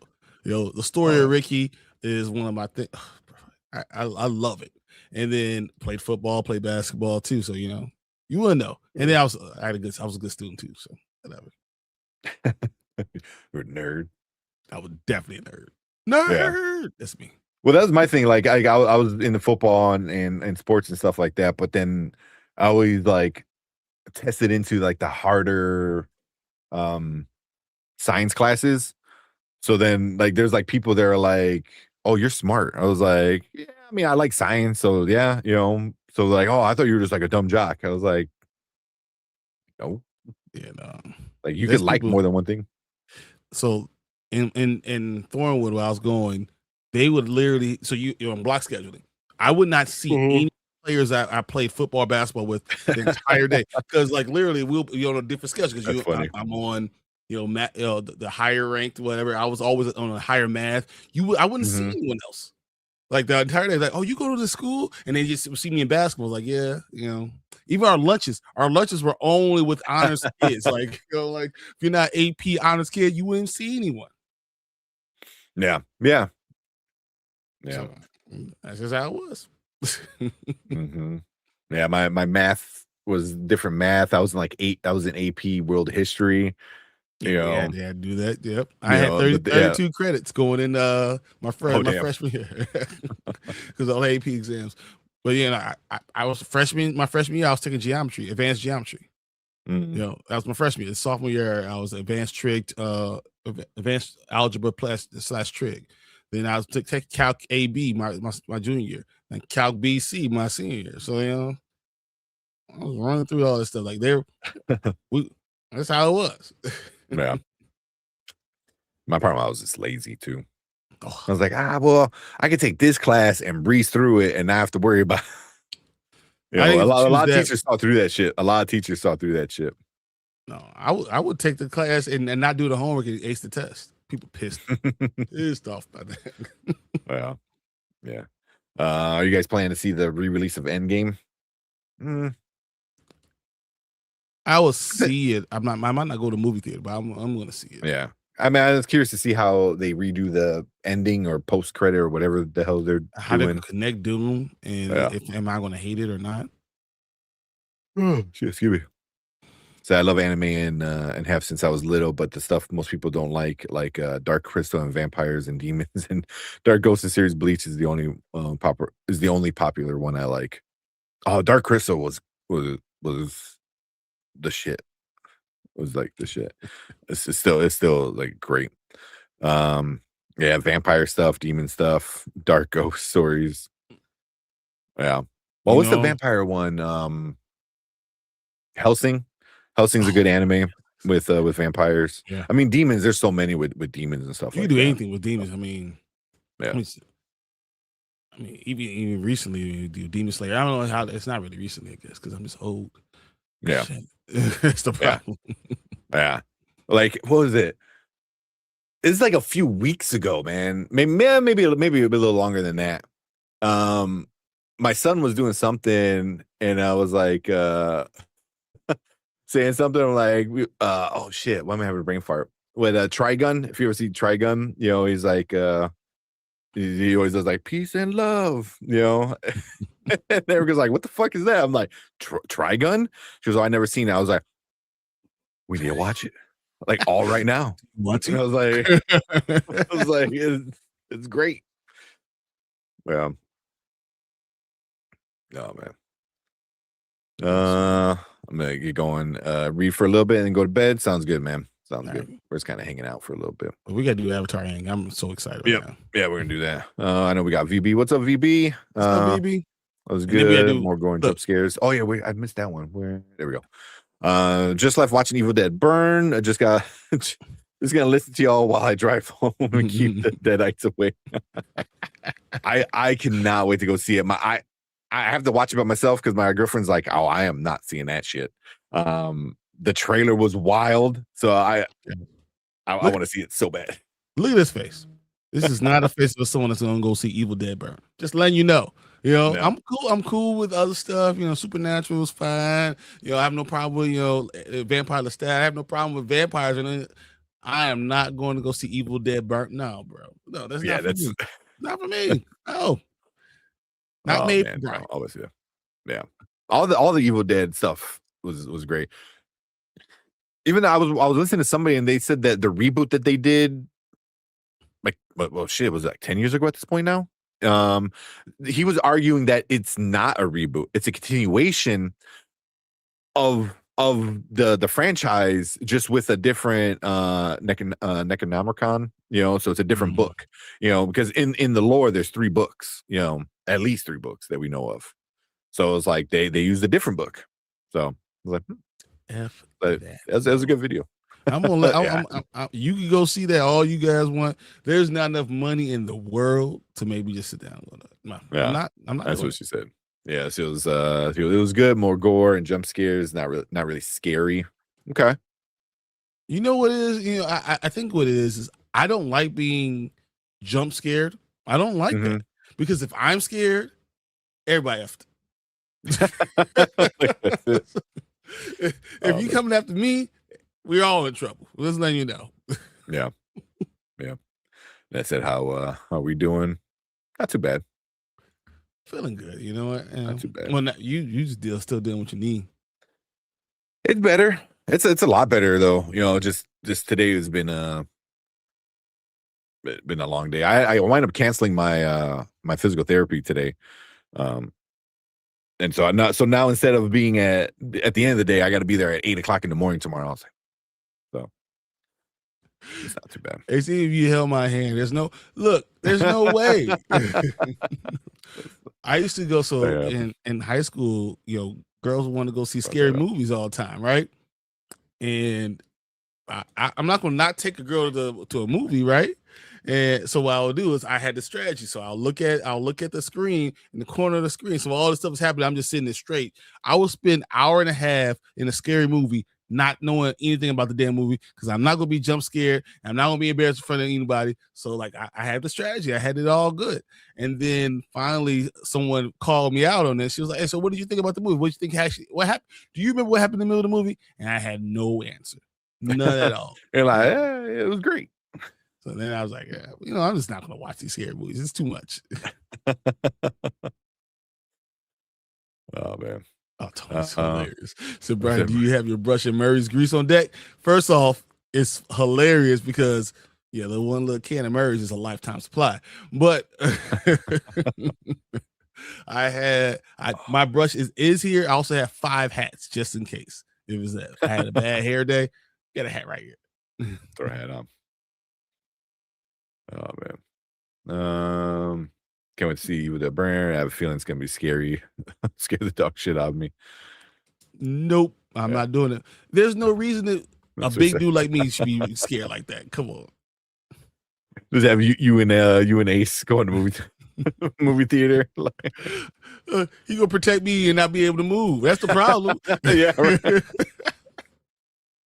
With my bad hips and all. See, there's a rule, right? Tank, if you're in a place and you see it, what's up, Danny? We're in a place, and me and Marvin just start running. Are you going to start running? Oh hell yeah, man! But I have a responsibility to the world. If I'm running, it better be a real reason to run. I have a responsibility. I can't just be running because I don't like scary movies. That's why I don't like scary movies. Yeah, that's a thing. I guess people are doing now, where like a bunch of a group of kids get together and they just like start running away, in in carnivals and stuff like that. And I'm like, yeah, and then everyone else starts running, because you don't know what the hell, Depends on who's running. Thing, it depends on who's running. Yeah, so if I saw people looking like me running, I'm not even questioning it. All right. Honestly, even if I saw white guys, white girls, even that start running, I probably would still take off. Just because there's nothing reason. Like what I'm not one of those guys that are gonna be inquisitive. Hey, what's going on? Yeah. That's not me. Yeah. You hear a noise, I'm not gonna investigate. What does that mean? Investigate. No, I'm just gone. Yeah, exactly. Yeah. That's a big thing to start running and scaring the shit out of everybody. Yeah, and then there's the video I saw was like some dude, he sounded older, and he's like, why y'all running? It's just, kids messing with you, but it's like, but especially like in today's, fucking, day that we live in. I mean, you're at an event with a lot of people and people start running, like, especially if I'm with my boys, like I'm grabbing both of them, like bad knee and all. I'll worry about the knee getting fucked up later. I was like, we'll deal with that later. Bro, I would run so fast and so hard, you wouldn't even know what's going on. Like even with your 8-year-old and 10-year-old, you got them both. I would throw on my shoulder. I am booking it. Like it's no question at all. I still run a sub 540. We were outside is a park by me on Renwick that still times 40s. Do the touch, you let go, it starts going on. And I ran it with Charlie. So Charlie ran a 5.39, which is fast as crap for 11-year-old guy. Yeah, really, really fast. I was like, look good, Lord. I ran a 4.96. A 4.96 is not bad for a 41-year-old has been. That's really what you're talking about. I was like, oh man, But look, so I did it the first time. That was good. I did it another time and I almost pulled my calves. That's what you can only do it once, man. You can only do it once. After that, your muscles like, what the fuck just happened? You know? My calves like, bro, you think this is a normal thing? No. Yeah.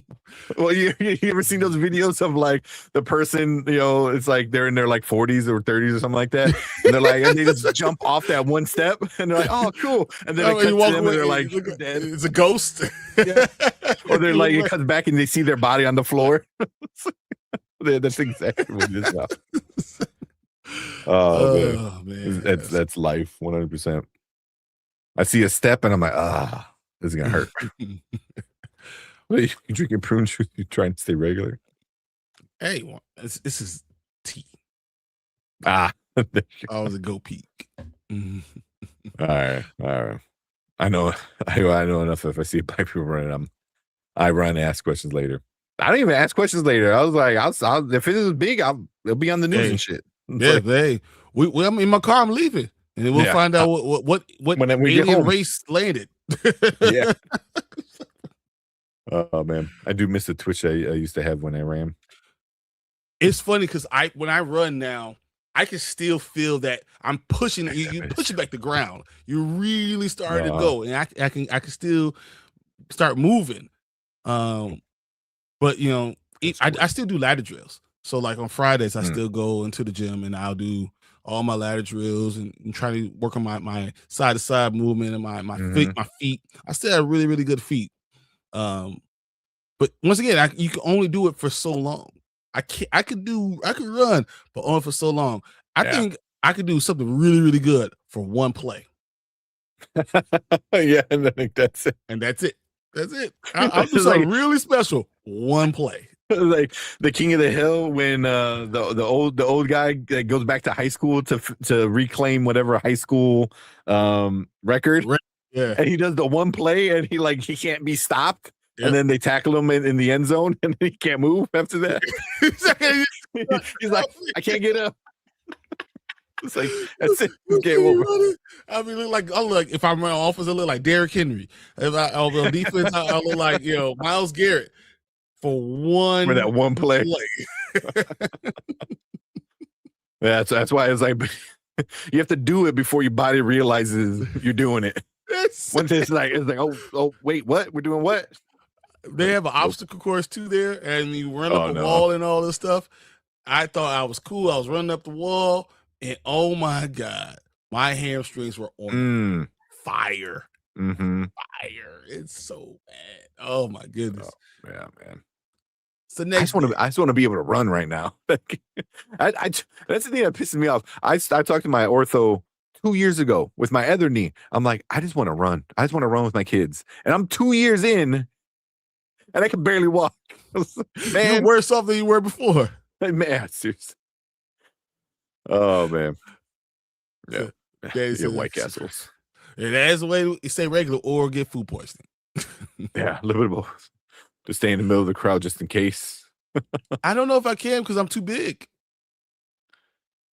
I can see Brian running. He would look like Ezra Miller Flash. Without the powers, where it's just like, you ain't see him like this. I'm very. If the fireworks sound, dude. You have to know. I've ran. I've been training on running. I know how to run for about 5 seconds. Barely on Wally trip. I wouldn't be able to trip him. You know what? If we were running a race together, I probably would trip him because I'll be running outside my lane to fall down like this. Just fall. Delta said, bro, when I worked in the oil refinery, it's a rule, no running. If you see someone running, everyone drops their tools. Everyone's thinking something's gonna blow up. Yeah, I mean, especially on an oil refinery. Yeah. You don't ask questions. Dude, but think about it. So just any point in time you see me sprinting after, everyone is going to start running. Yeah. They're going to look at like, if you running, what the fuck am I doing? You know, like I should do that at a giant picnic. Go to a picnic and just start taking off and looking backwards and see what happens. People probably get hurt. Yeah, I can't do that. I would see like you like go to a picnic or something and then like run to like a super far and just run, start seeing people running, and then you just run into like a porta potty. Yeah. like shit. We should do that at the Bears game. I just take off. Just take off. You out, Danny? All right, well, let's watch Aang. Let's get into this. Yeah, we're good. X-Men stuff. Yeah, because I know Danny said it was a masterpiece. I think he said. Yeah, X-Men is a true masterpiece. Yeah. Oh, dude. You are not wrong, dude. You are not wrong. It's so good. I feel so good, but just hearing the music. Seriously. All right. Ooh, man, I'm so excited about this. Yeah, we'll do this and then we'll jump right into X-Men. I'm gonna record it. I'm definitely gonna record this. You got to. You got to. At least get like 30 seconds worth of it. That's all we need. That's awesome. I'm doing it. I was sitting down here today. I didn't know what else to do. I was just finished some work. I was like, yeah, that's what I'm doing. Do it. All right, let's watch this trailer.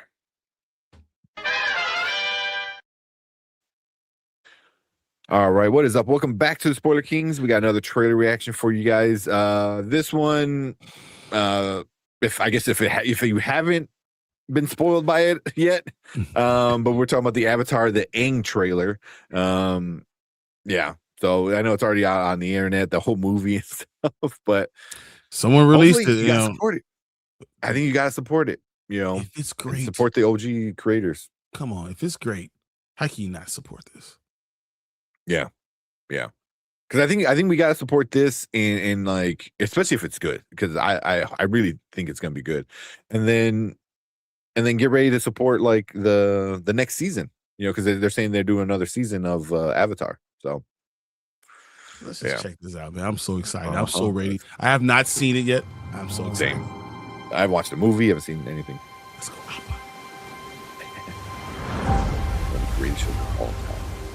I'm the last Airbender. You may be the last Airbender. Look gorgeous already. But you're not alone. I'm the Avatar. I found allies from every nation. And together, we ended the 100-Year War. Aang, because of you, all of the nations live together. In peace and harmony. All except mine. An Airbender. Oh. My senses tell me this guy is pretty attractive. What does attractive even mean? Just give me a straight confirmation. Is he attractive? He's very attractive. Huh? What? He is. It's all in the bone structure. Aang, you and I can heal the past. Yes! And together, we can build a new world. Welcome to Team Avatar. How many countless were killed in the 100 years waiting for his return? If we want anything to change, we need what the Benders have. Power.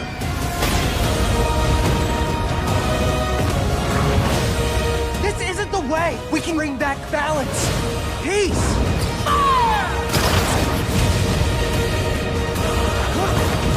I promise you I'll fix it. We'll fix it. Together.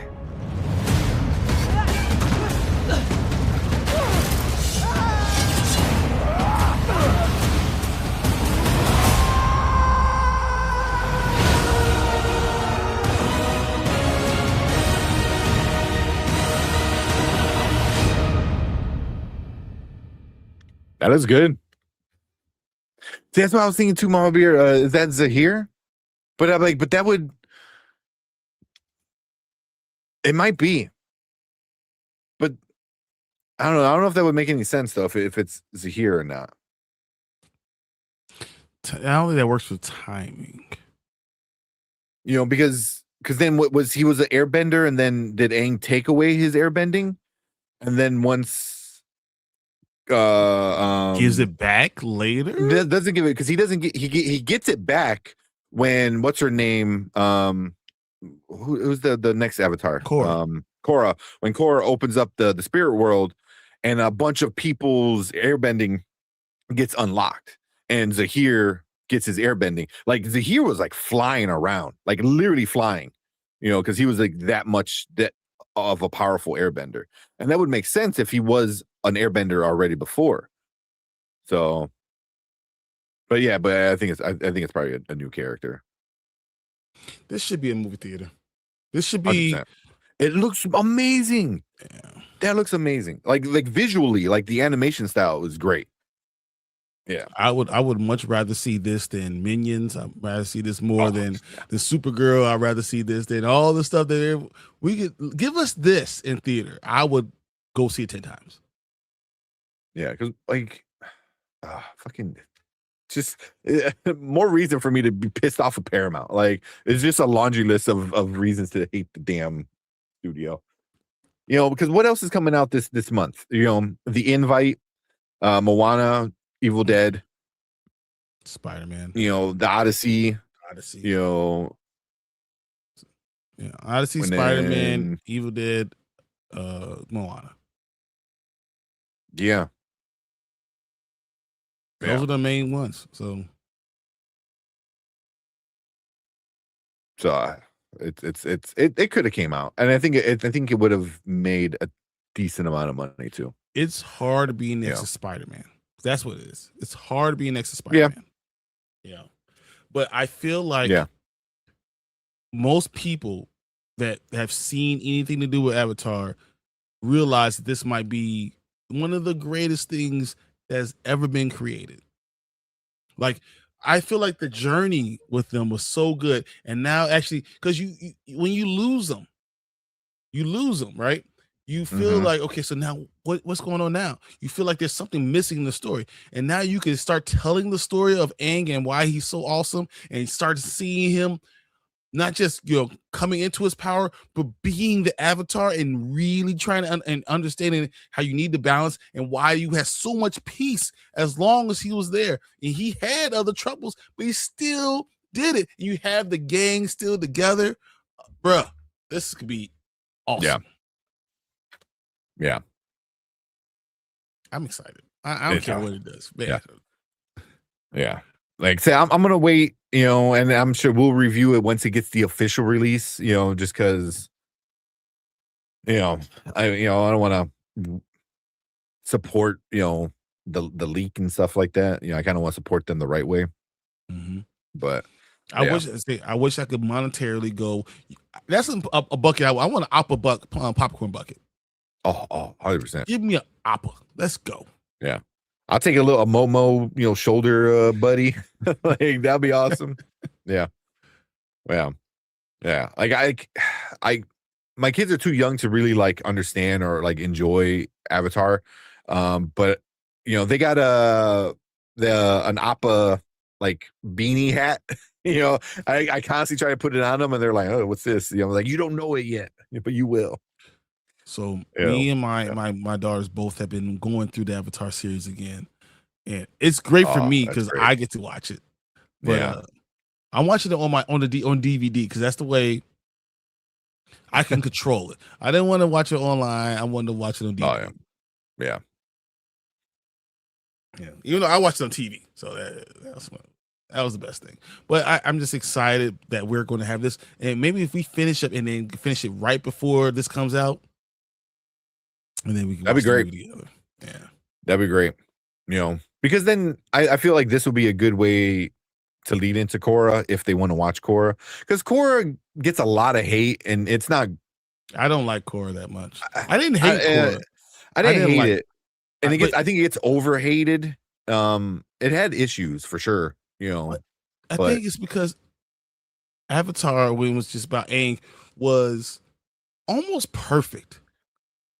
Like, and it's hard to recreate that legacy of what they did. The balance of the story, when you're villain becoming a hero, but not finding himself. So the young one who was pushed to the side, finding himself and being confident in himself with Zuko and having that great story arc. You know, young love before you even know what love is, seeing and recognizing the spark. You know, realizing that even if you don't have power, you still have power even without having these other powers.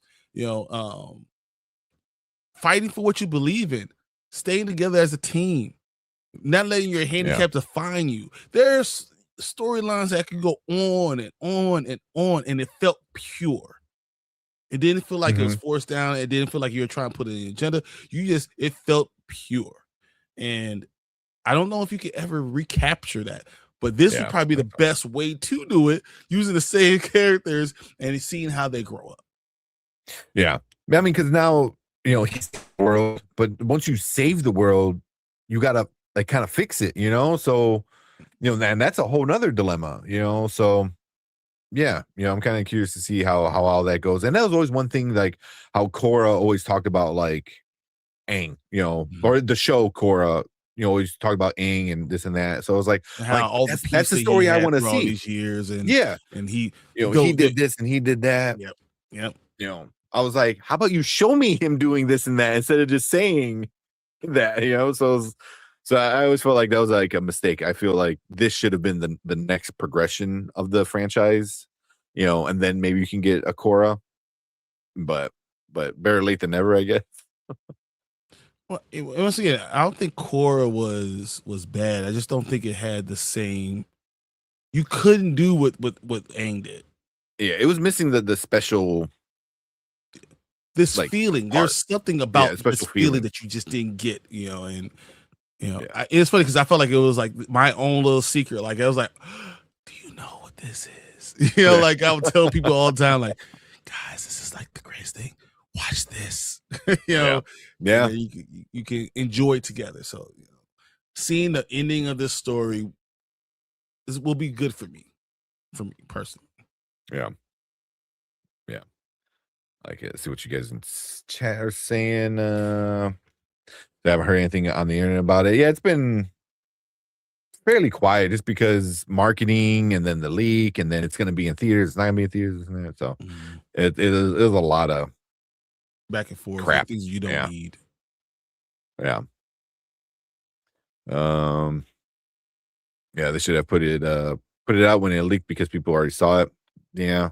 So it's not so now it's not going to get the views it should get, you know, which is going to suck, you know. And I even if you saw it already and you saw the leak, you still should like, you know. But then you got to support Paramount Plus. So I don't know.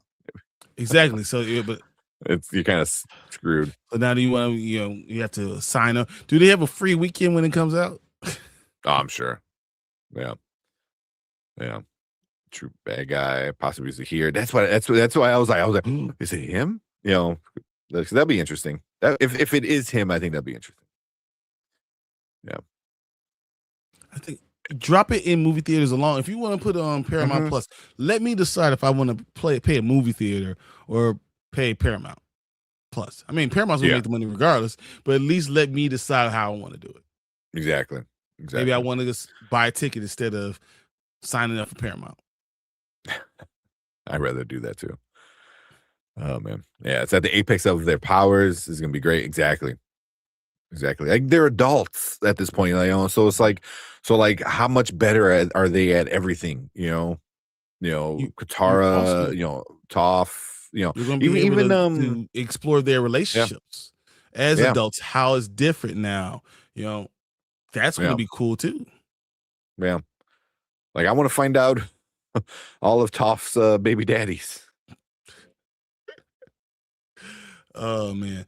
And what does Zuko do more? You know, what was his whole thing going forward? That's gonna be interesting to me too. Yeah. And how did their relationship, you just kind of grow and transform? And how did they, as they became older and became powerful beings in themselves, all of them? Mm-hmm. And how did that balance out? Really? And how did the Fire Nation recover from all the negativity? Yeah. You know, because like you could do that, but but like there's still a lot of people that don't trust the nation, and I'm sure there's a lot of For like good old reason. school, that boy brought forth the steampunk industrial age. But see, and that was always an issue I had with Korra, was like how it went from like none of it to like so much of it, just like so quick. We went from like cars and planes and like all this like crazy stuff. Like you went, so it just felt very like ancient to modern in a matter of like a couple years. So I don't know. No, you're right. Yeah.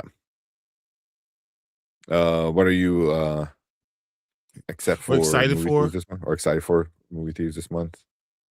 I was excited for Moana until you guys came and told me all this stuff. I'm still gonna see it, but that Odyssey is the big thing, right? Odyssey and Spider-Man. Odyssey and Spider-Man for July. Yeah.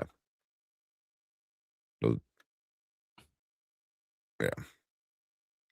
I look at the Avatar Aang film as the closing chapter of the original series from what I've seen so far in the trailer. Yeah, I feel like that's what it's kind of gonna be, because now he dies, and stuff like that, because obviously you watch Korra, so I don't think they're gonna get into his death yet, but I think it's cool seeing him like trying to restart, his airbending, the nomads, the air nomads, so yeah.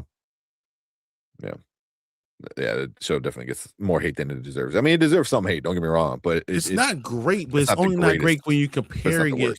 Yeah, when you compare one of the greatest things ever, Yeah. I mean, Aang should, doesn't Aang die, relatively, old, like he's old, but he's not like 60s. old. He's Yeah, in the 60s. He could let you live these 100. He's technically he's 166, but I mean, yeah.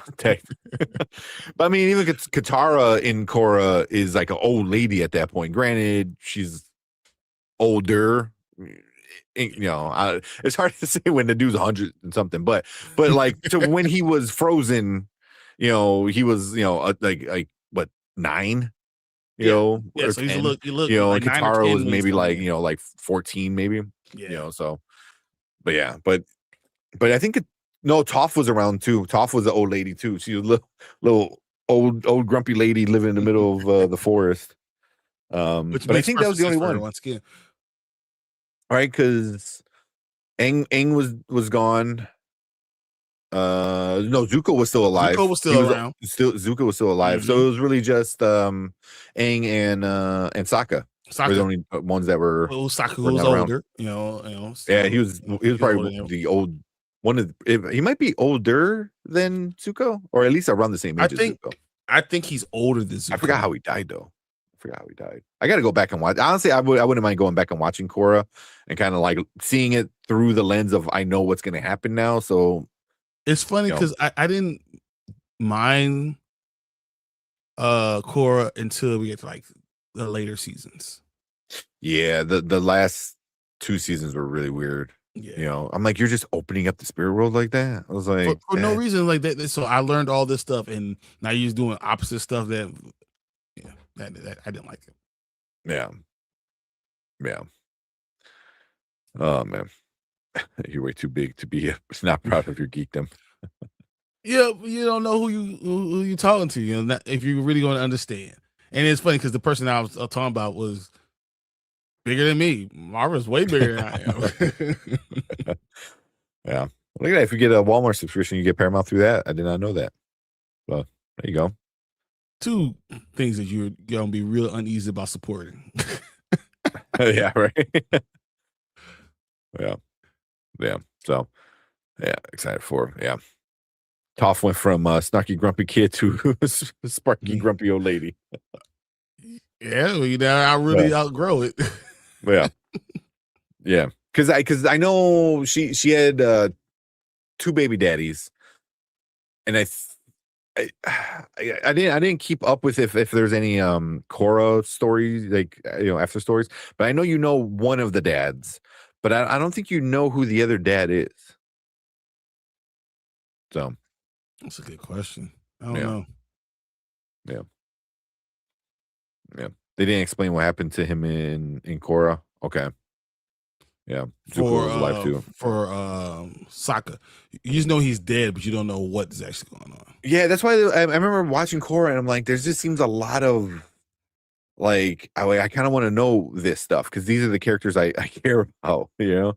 I mean, yeah, you know, obviously I get, you know, old people die, it's, you know, part of life and stuff like that, but it's like, did he die in battle?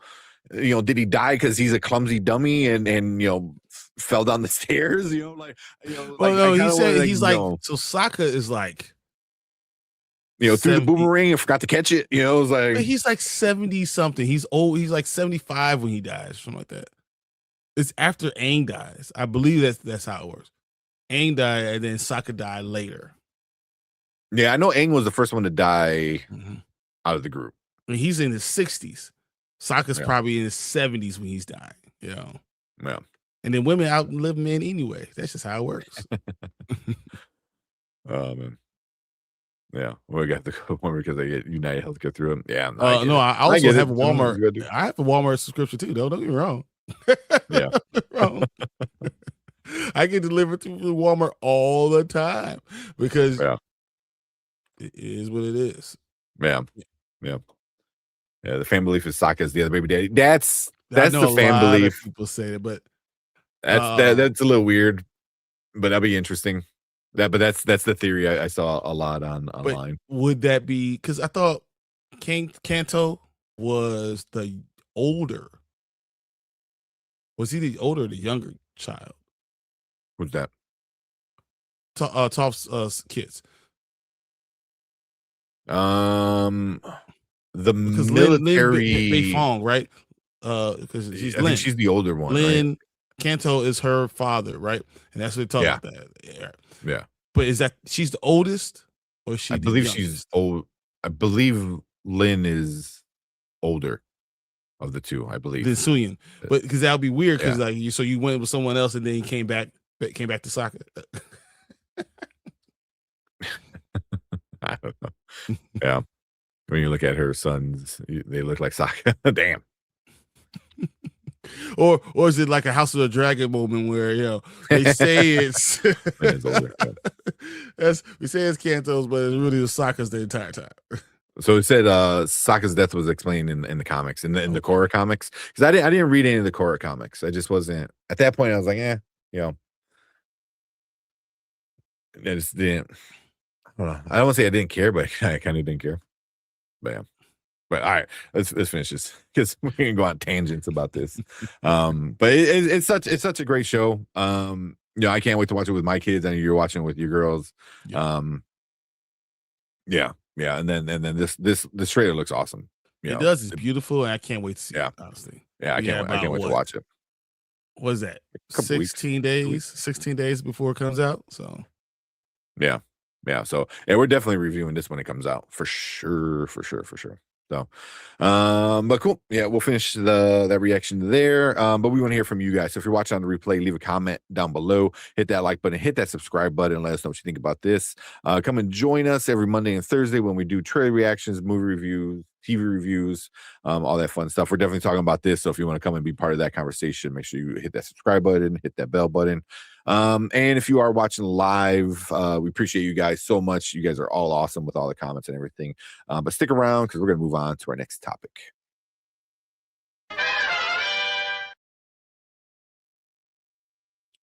What Mama Bear say?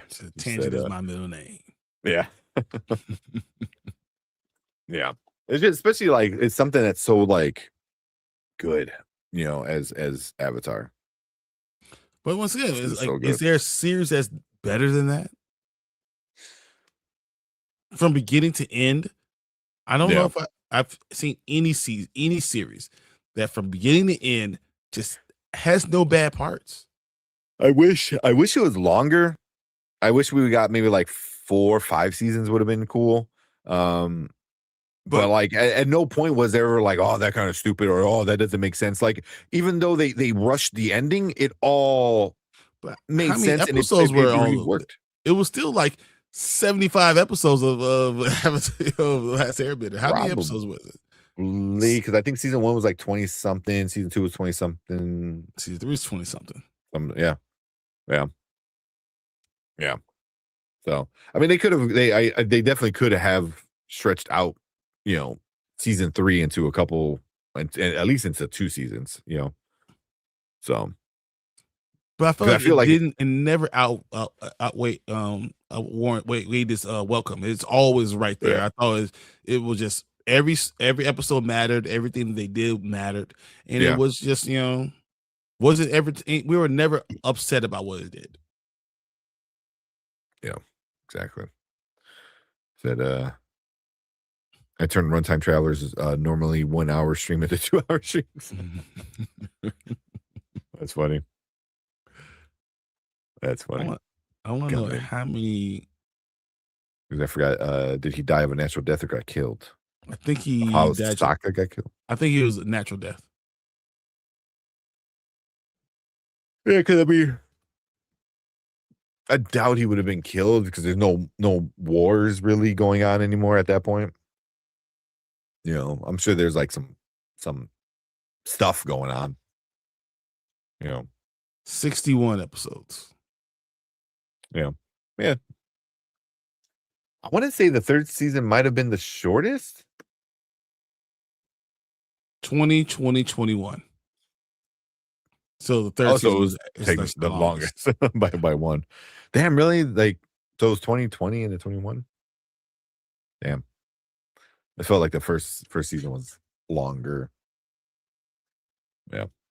Aang was natural for sure. Yeah. Yeah, Aang definitely died. And I think they say, I just looked it up and say Sokka died natural causes too. Yeah. At 74. Between 74 and 84 is what it says. They don't know. Yeah. So yeah. He was around. They were always kind of vague. Yeah. But that Zamal Bear said Brian would have been proud is largely because of Black Panther. Yes. That goes long for that long. Yeah.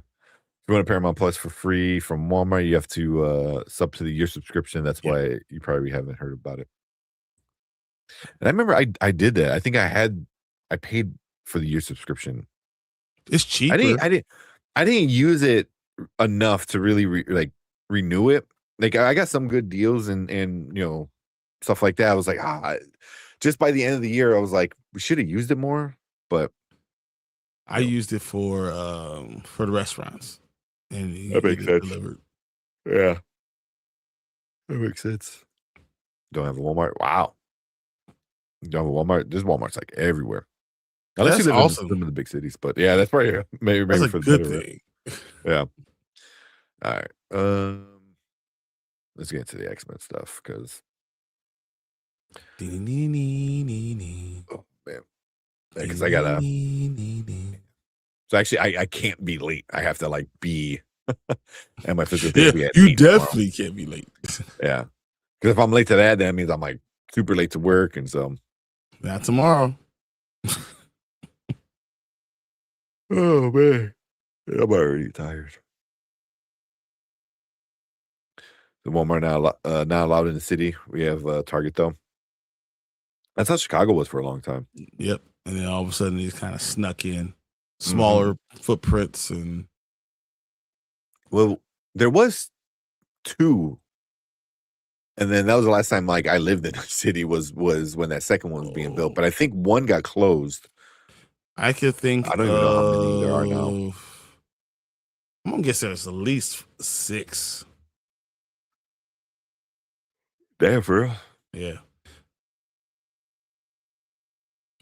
Yeah, but I remember when that first one, they were trying to do it, and man, that was the city and all the people were fighting against it. Because there's the one over there by me and Dodie. There's one over there by North Avenue. On the west side.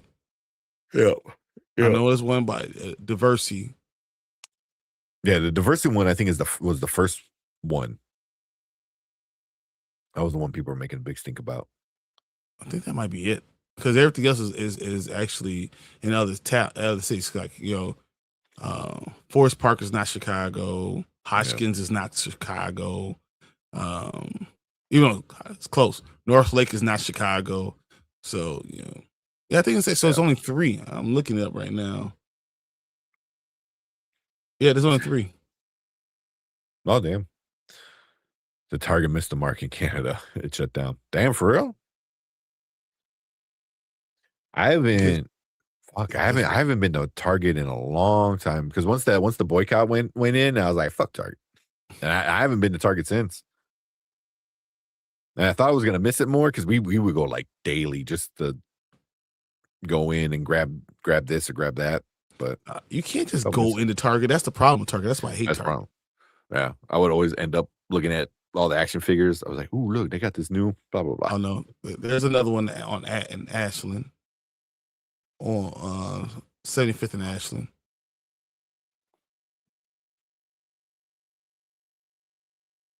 Oh yeah, the one in Cicero. Oh, that's Cicero. That's Cicero. That's not right. Yeah. They said that's a pretty good price. We got a government discount with our Walmart Plus. Oh, that's I know a lot of people get that. It's like $50 for like a year with if you use like any like that kind of like government or like Snap or Wick, connections and stuff like that. That's awesome. I didn't know that. Yeah. Most go to Costco, spurts at Trader Joe's. Yeah. Mm-hmm. It just came back from Costco today. It was because of you, Brian. Where I go to Costco for my medicine now, and it's so much cheaper. It's so much cheaper. I tell people all the time, like, you guys, go to Costco, go to Sam's Club, get your prescriptions from there. Yep. It's because you're getting the group rate, and it's already a discount place. So yeah, everyone that's doing this is getting so much discount. It's all crazy. 4 of us who go to Costco. Oh, excuse me, and I love it because they'll text me. They're like, "Hey, blah blah, blah blah blah prescription needs refilled. Press 1 to refill. Yep. 1 done." And then on the next day it's ready to get picked up. So now they have like the pay ahead thing. So now I can pay ahead and go to the other line, and they're just like, "Here you go." So it's like it's ready to go. It's awesome. Yeah, that Costco's the way to go. All right. It's gone. It's gone within a year. Damn. That's crazy. That's the one. The one in Chicago. There's one that closed in like a year because there's so much theft. There's too much theft. Yeah. Even though we have a Costco card, we normally go to Sam's. I go to Sam's more often than Costco because the problem with Costco is you can't use American Express. There's certain credit cards you have to use Visa or MasterCard, and that's the one thing. Yeah. Also, I like rather support Costco because like Costco with the CEO is better. They're doing all these. They're doing like something with housing now or some shit. It's like that's like super like super beneficial to whatever. It was like I don't remember what state, but now they were talking about using this for like housing and shit. I'm like, oh damn, that's pretty awesome. So yeah. But we go to Costco enough where we get the points back, and we get enough points that pays for its own membership. So it's like shopping at Costco pays for the membership of Costco. So that's the same thing as Sam's Club. Yeah, same exact thing. Yeah, like JP now. I try to like be mindful of things like that. It's hard. Because what's the whole like, there's no ethical consumption in capitalism, so it's hard, you have to know that too. Yeah, I think I'm so, I don't know, I'm at a point where I don't believe in doing anything for positive reasons. I know people, I know what's going on. They do things for tax breaks and, a lot of people, it's they say it's for one reason, it's really for another, and yeah, 100%. Oh,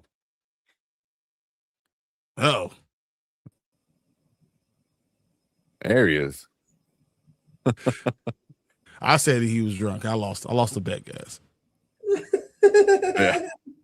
I said, he's drunk. I don't know. And now he comes in, he's good. Do you see my cowboy hat? Your microphone. Yeah, your microphone's not going Going to the right spot. Hang on. A new challenger appears. Costco food court is underrated or undefeated. My bad. Dude, it has so much, and you can order ahead. Oh my god, the They kiosk just is added great. chicken tenders. Ugh. I just saw that today. Give me chicky tendies, right? Ooh, Chicken tenders. did I come in, right? I don't think it's gonna go over your hat. Yeah, I know. God No. damn it. What on earth do you have about you? That was the fest. He had a good festival today. Yeah. It was pretty awesome. Yeah. Somebody went to go see 35 again. You got the Woody hat. You got that's your awesome. Woody cosplay on. Mhm. Does it work? Yes.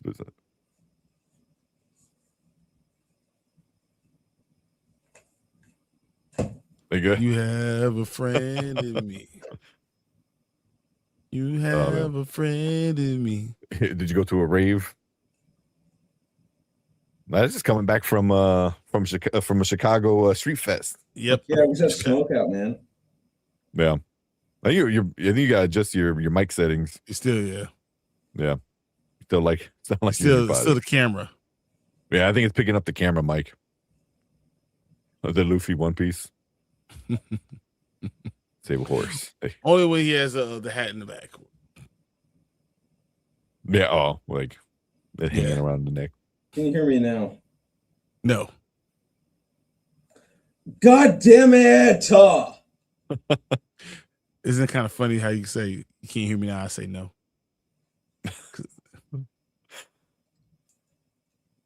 I really don't know how many other people got that. Yeah. Little We bit. got- we got it. Little bit. Are you Jesus. good? I'll be okay. You sure? Still I'm live from the pretty- bathroom. I'm pretty sure. Can you hear me now? No. Sound the same. Still sound the same. Yeah. Jesus. Oh man. It's just it's probably on your audio is probably just from on your camera and not on the microphone. Yeah, you probably have to change the settings. Yeah, I'm gonna switch the settings. Your sheets to the wind. Hey, what's up, Akers? Hey, Akers, how you feeling? Still in Japan. Nice. Oh, damn. It's like, what, crack of dawn over there for you then? You are awesome. And super jealous.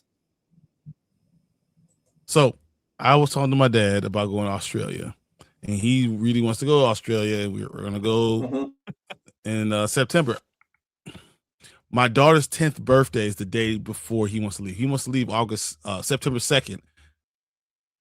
And her 10th birthday, I can't leave. I'm not going to miss my baby's 10th birthday. Yeah. Yeah. Like, there's no anything in Australia because I'm going there to fight giant spiders and kangaroos and wallabies and dingoes and stuff like that for to miss my baby's birthday. Now I can't. Yeah. Then you literally like miss days just because of all the jet lag and all that stuff. 22 and a half hours. Yeah. It's like 22 and a half hours. It's just I can't imagine getting on an airplane, taking off, going to sleep, waking up, Past decisive dogs. still having 10 hours to go.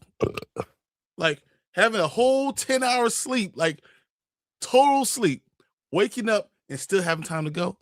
Bro. Mm-mm. I don't think I could come back. I have to live in Australia. But when I got there, I'll never go back another plane. You're like at least a month Yeah. before you make your way back.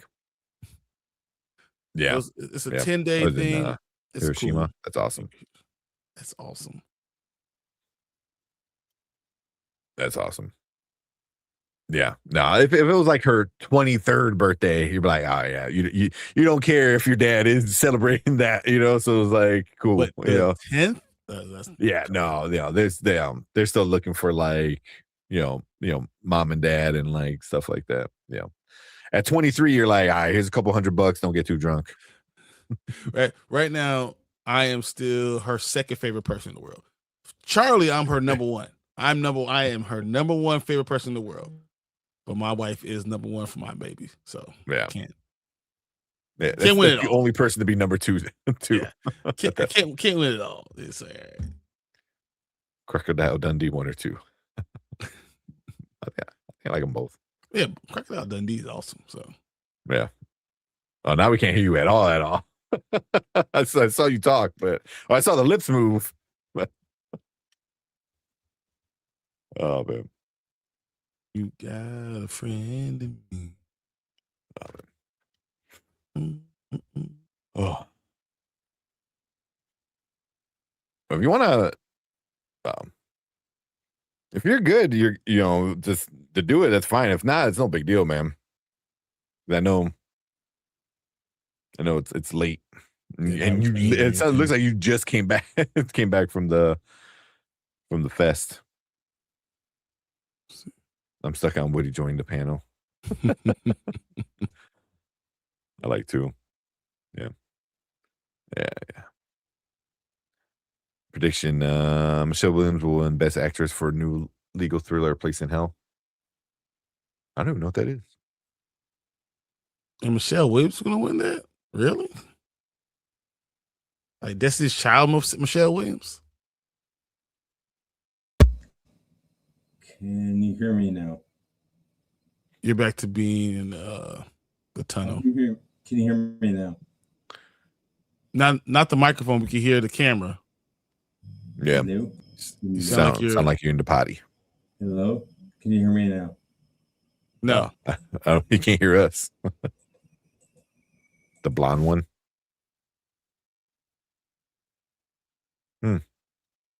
Oh, okay. Wait, which one's the blonde one? So it's not. She's talking about Michelle Williams. I'm gonna bring her up. Picture of her.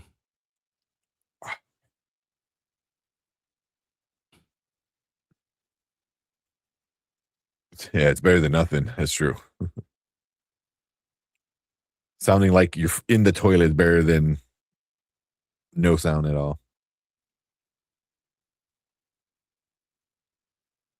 Can't bring a picture of her. I know when Anchor said crocodile, the first thing my mind went to is because I'm still in that mindset is Dungeon Crawler Carl and Florin and stuff with him being a crocodile. You're such a nerd. I think it hurts. Yeah, still echoey. And he's back. And he's there. Yeah. Yeah, barely coming in. That's a knife. Wait, that's my knife. That's not a knife. That's a knife. And now you sound just like really low. Can you hear me now? The same. Oh, okay. I know who that is. Can you hear me now? Still the same. Yeah. I don't know if you can hear us. I can hear you guys. Oh, okay. Hello? Is a headset plugged in? It's not plugged in. Hello? Well, he says he hear us, so the headset's plugged in. Yeah, just the microphone's down the right setting. Oh shit. Man, I need to go. I still got a 90-minute massage from like Christmas of like 2025. So I might go and like, can you just do 90 minutes on just one leg? What? I went to a massage yesterday and I woke up this morning sore as hell. Oh, those are the best massages. It's a little. She was maybe. Are you loud now? Okay.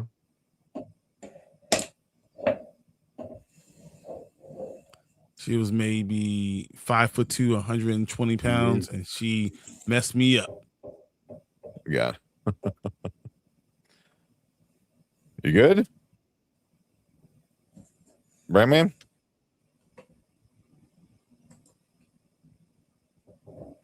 Oh, maybe you can't hear us.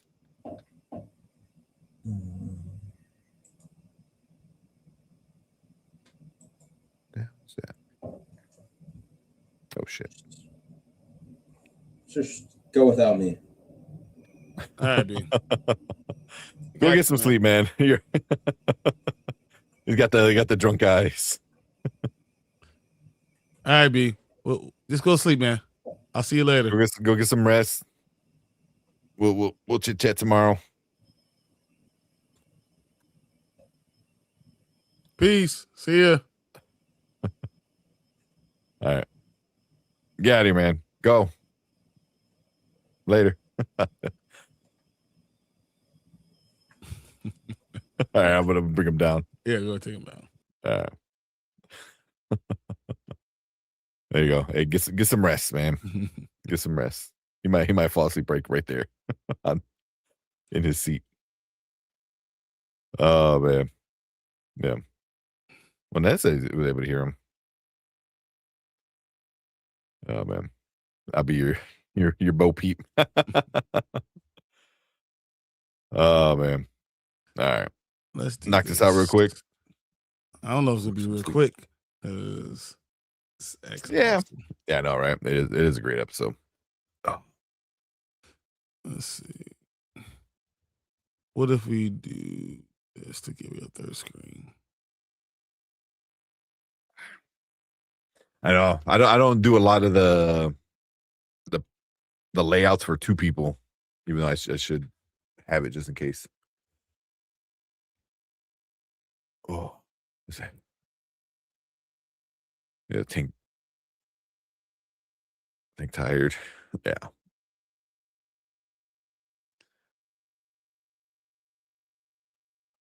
Oh, man. Sleep well. He's probably already passed out. He had the drunk eyes. I know those. We all been there. I haven't been there in a while, man. It's been longer for me, honestly. Friday tomorrow at least. Oh, I think yeah, I was like happy. The bad thing is like usually Friday is me and my wife's like date night. You know, like we'll go to dinner. Excuse me. We'll go to dinner or go to movie and stuff like that. Can we find a way to make this into like a regular screen? You know what I mean? Like, yeah.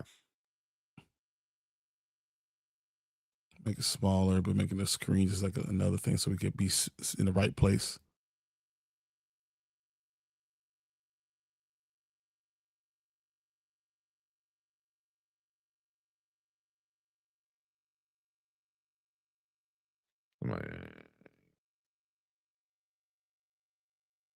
See this new layout.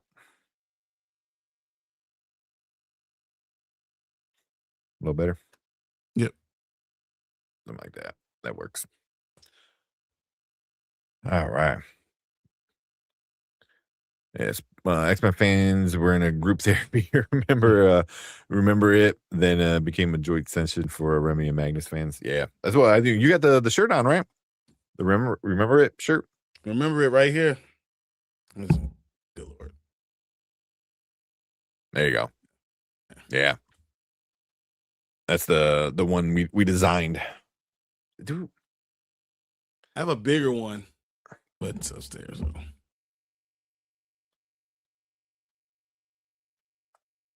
So. But I know we had a Teespring. I haven't been on there in a long time. Yeah. Been in that thing in a while. You know, but yeah, there's places you can. It's Teespring not even a thing anymore? Or no? Or is it Teespring.com/?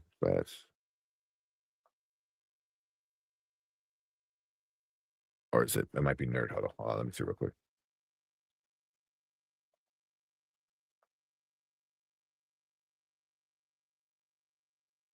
No. Yeah, so I don't know. But we did have the Teespring completely change? Is it T Public now? Yeah. Yeah, we need to find a way to like get shirts because like even Teesprings, man, they wanted so much money, and I would like lower it as much as possible where we're not even making a profit. It's just if you want to buy it, and it was still like $20. I'm like, that's so fucking pricey. Even for like the cheapest shirt, So I guess see how hard is it for Ashley to like just make like one shirt? Not hard at all. You just get it done. Yeah. So we'll see. We got to figure out a way to add a store to the website. Yep. And actually start using it. All right. All right. Let's get this going. Let's go. All right, what is up? Welcome back to the Spoiler Kings. We're talking X-Men 97, Season 2, Episode 4. I forgot what it's called, but I know it's Part 2. Rise of Apocalypse, Part 2. There you go. Yeah.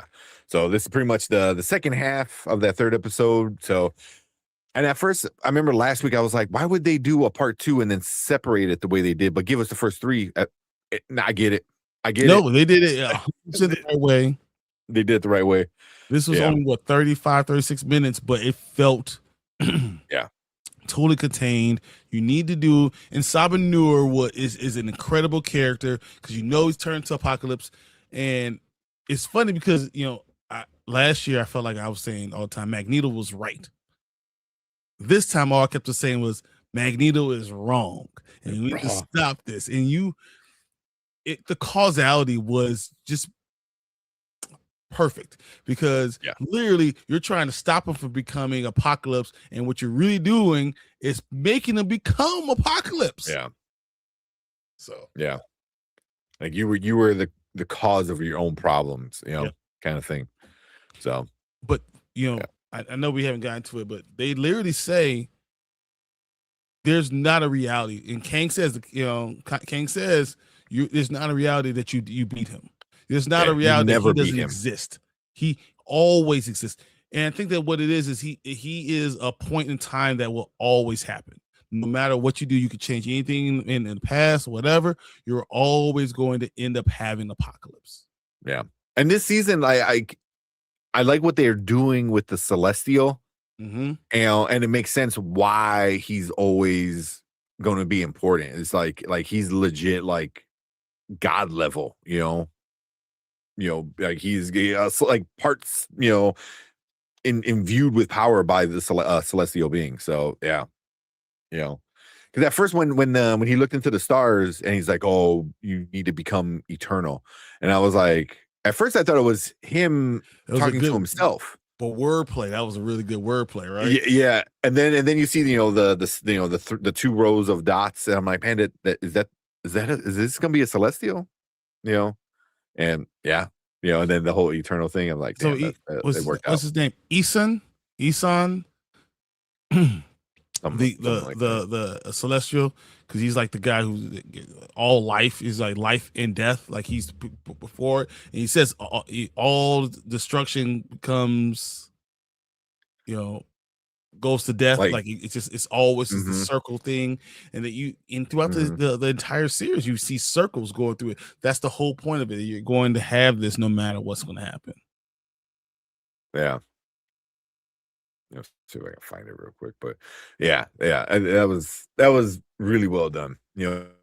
Where like he needs to be the destroyer of everything, so everything can like come back.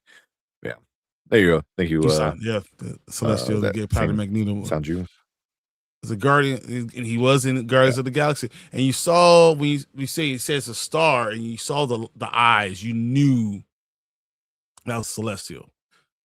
You can see it immediately. It's just really interesting because you talking about Celestials.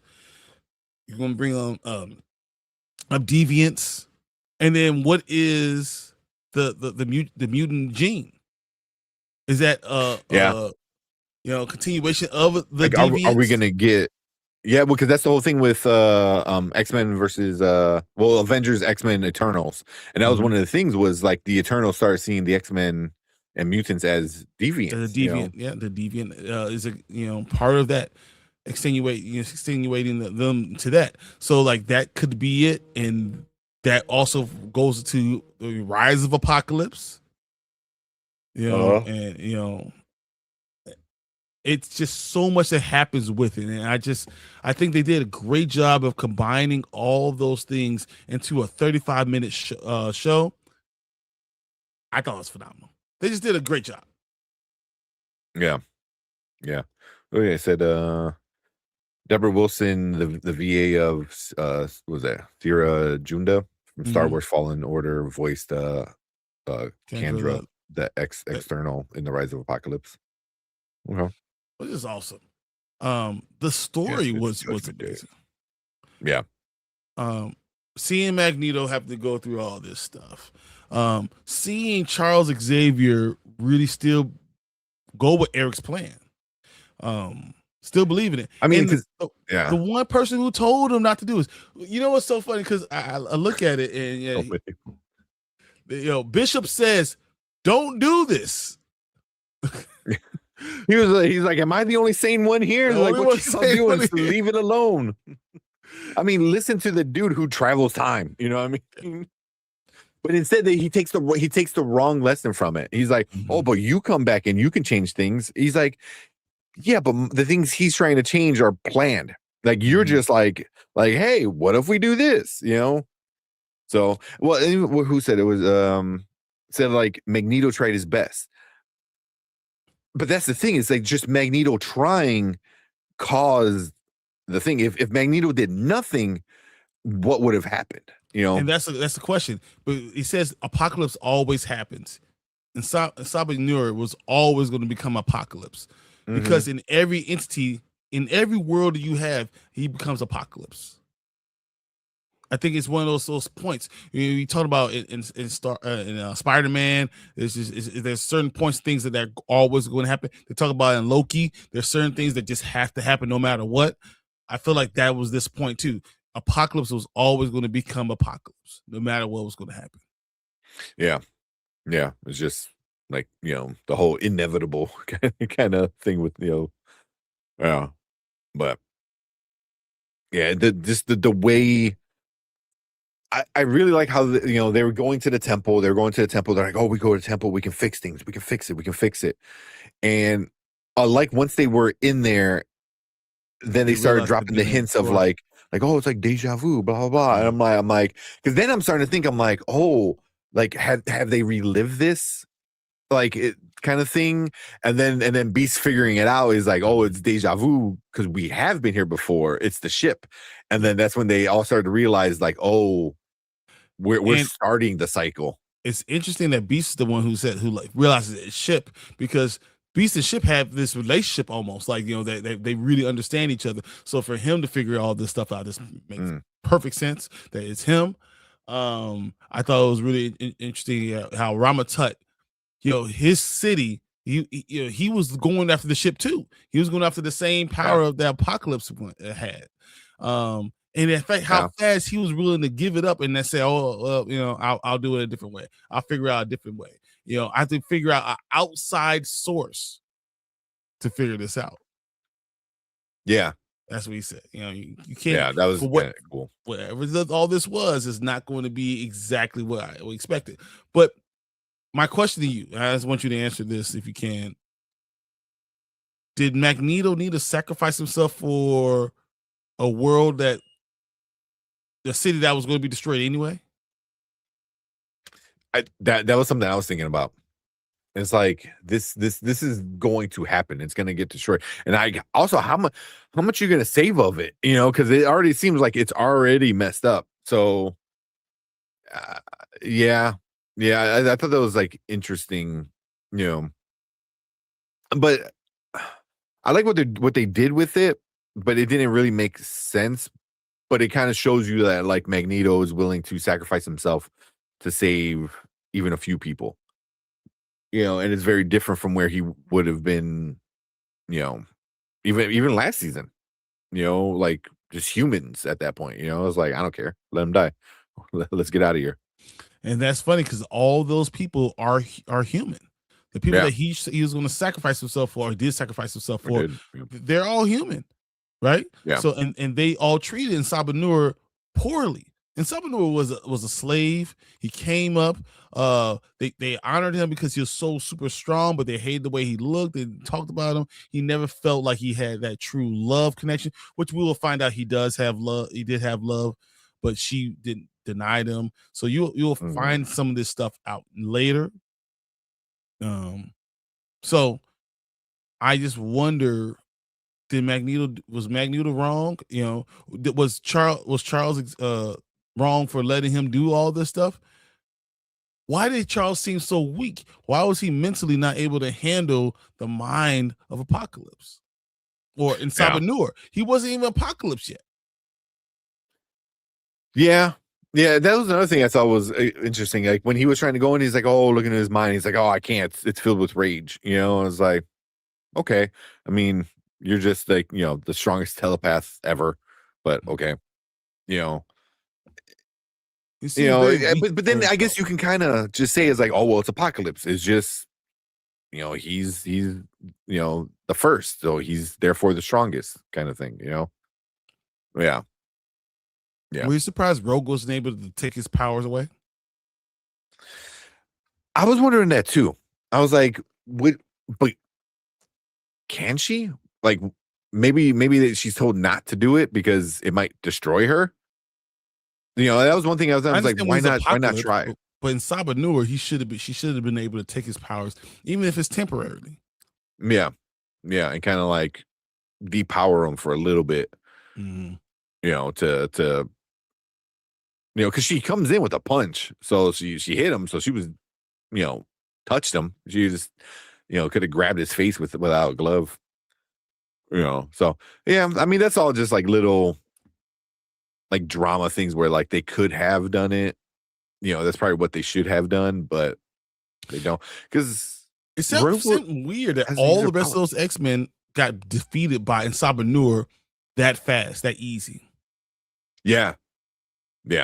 I mean, he was just there, literally smacking them, and they go flying. Yeah. And that's kind of like the thing.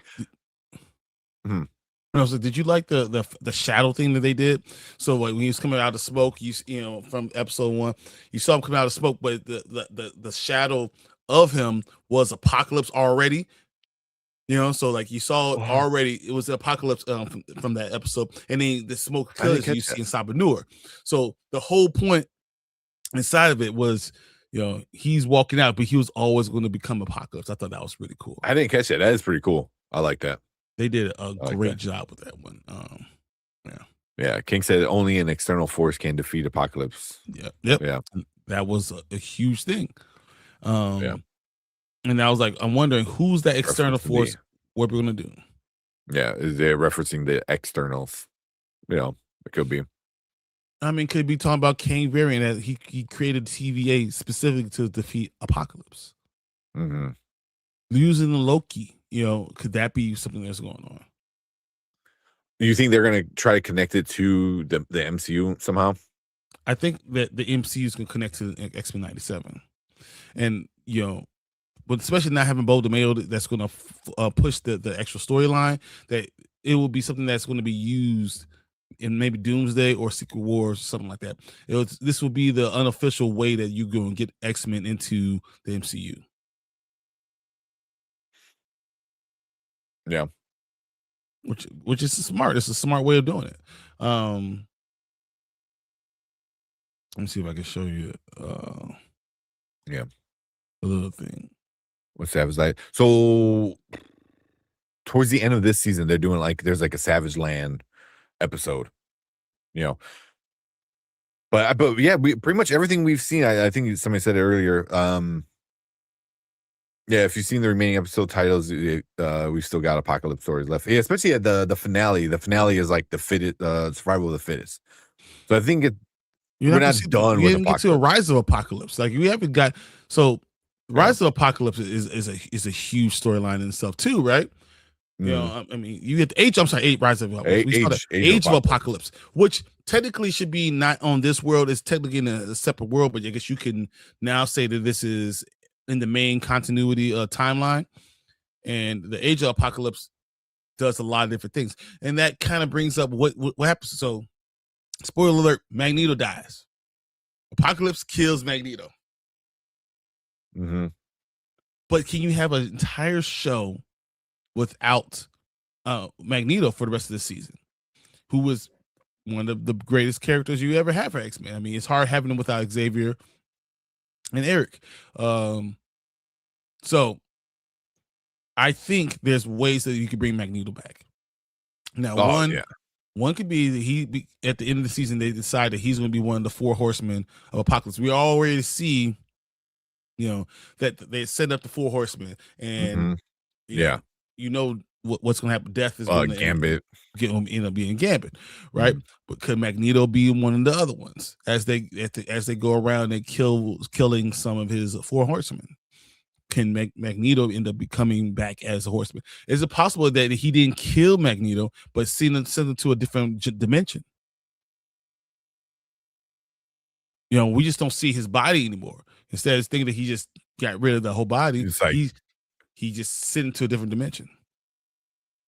You know, I like that. I like that. What about this? What if Charles was able to kind of go into Eric's mind, to Magneto's mind, right? Could that piece of him still living in Charles, and we see Onslaught, which is a combination of Charles and Magneto? Yeah, that's what I think is gonna happen. Is his essence is still in the helmet, you know, and they kind of, you know, we get Onslaught, you know. I don't know if it's going to be the same. I don't know if it's going to be the same exact storyline. I think they're going to like alter it a little bit, but I think we're still getting Onslaught. You know, yeah, it's going to be the same thing, combination of Xavier, Magneto. Yeah, yeah. But then he becomes the horseman, and they realize they need him, and they're able to turn him to try to defeat Onslaught. I mean, there's a lot of things they can do with bringing him back. He doesn't have to be in the storylines, but he has to be a point. Like, you can't go without figuring out a way to bring Magneto back. Yeah, I mean, he's super important. Like, I saw a comment where they're like, "Oh, the X-Men is just this gay couple that breaks up and everyone has to deal with it." Speaking of Magneto and Xavier, you know, like everyone has to deal with their drama, and everything is based around like, which I'm like, you're not wrong, because everything is them two, one way or another, you know. But it's just like they're very big, you know, especially in this like story. Maybe not as much in the newer stuff, you know, with Xavier, you know, being who he is and what he did and stuff like that, you know, but especially, you know, them using like the older storylines and stuff like that. It's like, you need to have Magneto, you know. I love that when they have Magneto along with Professor X, because Magneto called him a saint. He literally said, "Charles, I have to be the villain to bring more people to the saint." Yeah, that was a great line. And I don't agree with him. I believe Professor X or Xavier is morally compromised in so many different areas. He's not a villain, but he's not an absolute hero. He uses people. He manipulates situations. I don't think Xavier is the hero that Magneto likes to put him into. He feels like he's almost kind of evil. Yeah. Yeah. You know, and it reminds me of Batman when he says, "You either die the hero or live long enough to see yourself become the villain." I feel that explains Professor X. Like he lives long enough that he becomes that villain eventually. Yeah, 100%. It becomes the problem. Like freaking Cyclops hates him now. Well, Cyclops is not the greatest guy ever either. Yeah, I mean Cyclops good. It's got a lot of things going on too. Do you think bringing back death character or death characters undermines the death? But I think in movies and stuff it does, but in comic books, it's just what happens. It really is. It really is. It's just a lot of them. They die at one point or another, and they all come back. As long as it comes back in a good storyline. Sometimes it is, and sometimes it's not. Hey, we just cloned you. Yeah. Like I'm not a big fan of them in the newer story in the comics of Wolverine coming back to life after they killed him. I thought that was kind of like I didn't care for it. But of course they need to bring Wolverine back because it's Wolverine. So they're not going to let him stay dead. So but there's other ways I think that they bring back characters that make sense. But everyone is alive. Or comes back to life one way or another. So does it undermine it? Probably, but in comics, I think you overlook it because you're like, oh, well, this person learned a lesson, Yeah. So, and now he comes back to life. So it's like, yeah, but the lesson's already learned. I mean, fantasy is fantasy. Comics are comics. Yeah, exactly. That's just what happens. Yeah. Like Teague said, the Danger Room. Excuse me. The Danger Room episode is likely the first step onto Onslaught direction post Egypt and Charles taking the safety off the Danger Room training sessions. That could be it. But you have to have Eric there too. For Onslaught? Mm-hmm. Nah, I mean you got the helmet. So you say the helmet is the most of the essence of Magneto, and Charles tries to bring him back and creates Onslaught, the worst of both of them. Yeah, because you need both of them. Or I can see them even like doing something where like he puts on the helmet and like his brain gets like mushed together with like Magneto's and he becomes this form of Magneto and Xavier, and it's Onslaught. So I think they're gonna change it a little bit from the comic books. I think they're gonna change it. Well, this whole thing is different. You don't know exactly how they're gonna go through this at all. Yeah.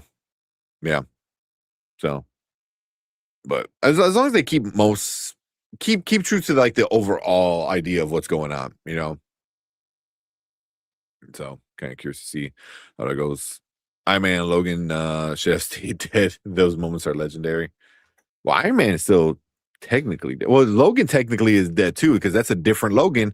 And same with Iron Man, it's going to be they said it's not going to be Tony Stark. Like that is Doom.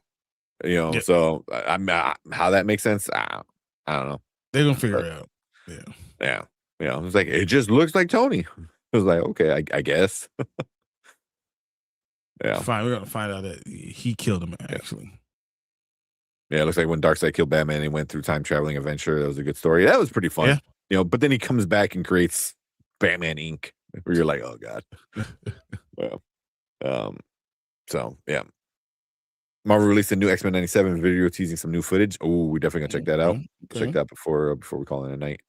Yeah, because remember in the comics, Charles accidentally gets in more negative aspects of Magneto in his head. Yeah, and that's what I say, because he was already in his head. So remember, everything we need, Charles is already in Charles's head with Magneto. So you don't even need the helmet. You don't have to even use that, because technically the helmet shouldn't work with him because it should block him. But what if it does the opposite? It also contains it.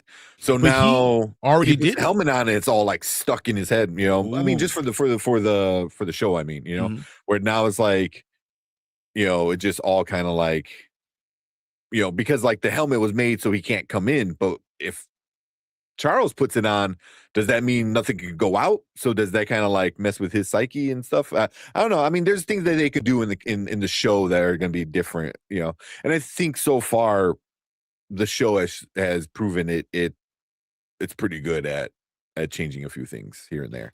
I was worried about when they take creative liberties, because I when they're going away from Bo DeMayo's overall thought process, I worry about it. But I do feel like somehow, some way, we're going to get Onslaught. Yeah, because we were supposed to go directly into Onslaught after season 1, right? I believe that's what it was. Yep. So, yeah. So that's, and you know, I think we are going to get Onslaught just because, one, you know how many freaking toys they can sell. Like, I know you have it, I have it too. You can't see it, but I have all the X-Men 97, you know, toys that they released. I mean, you can see a few behind me with Storm here, Wolverine there, Cyclops is behind the gauntlet, you know, and then I got a wall of all the rest. And I know you have them all too.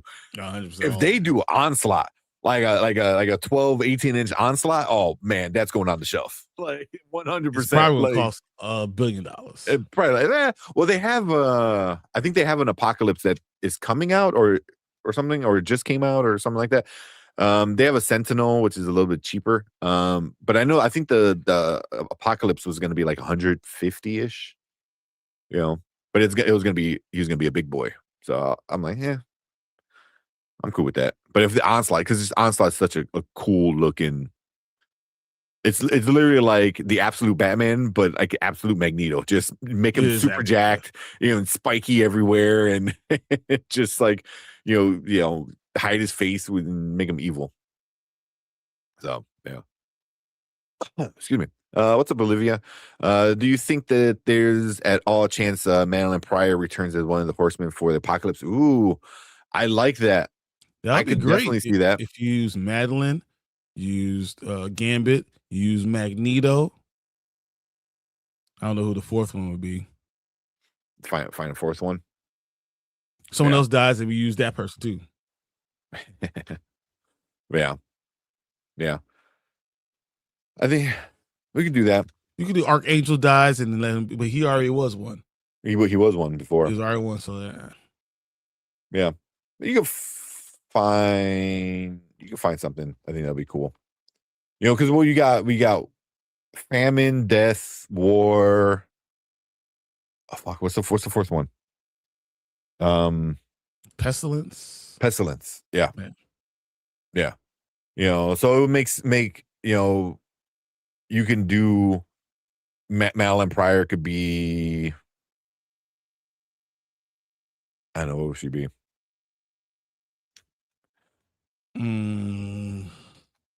Yeah. War, I guess. I don't know.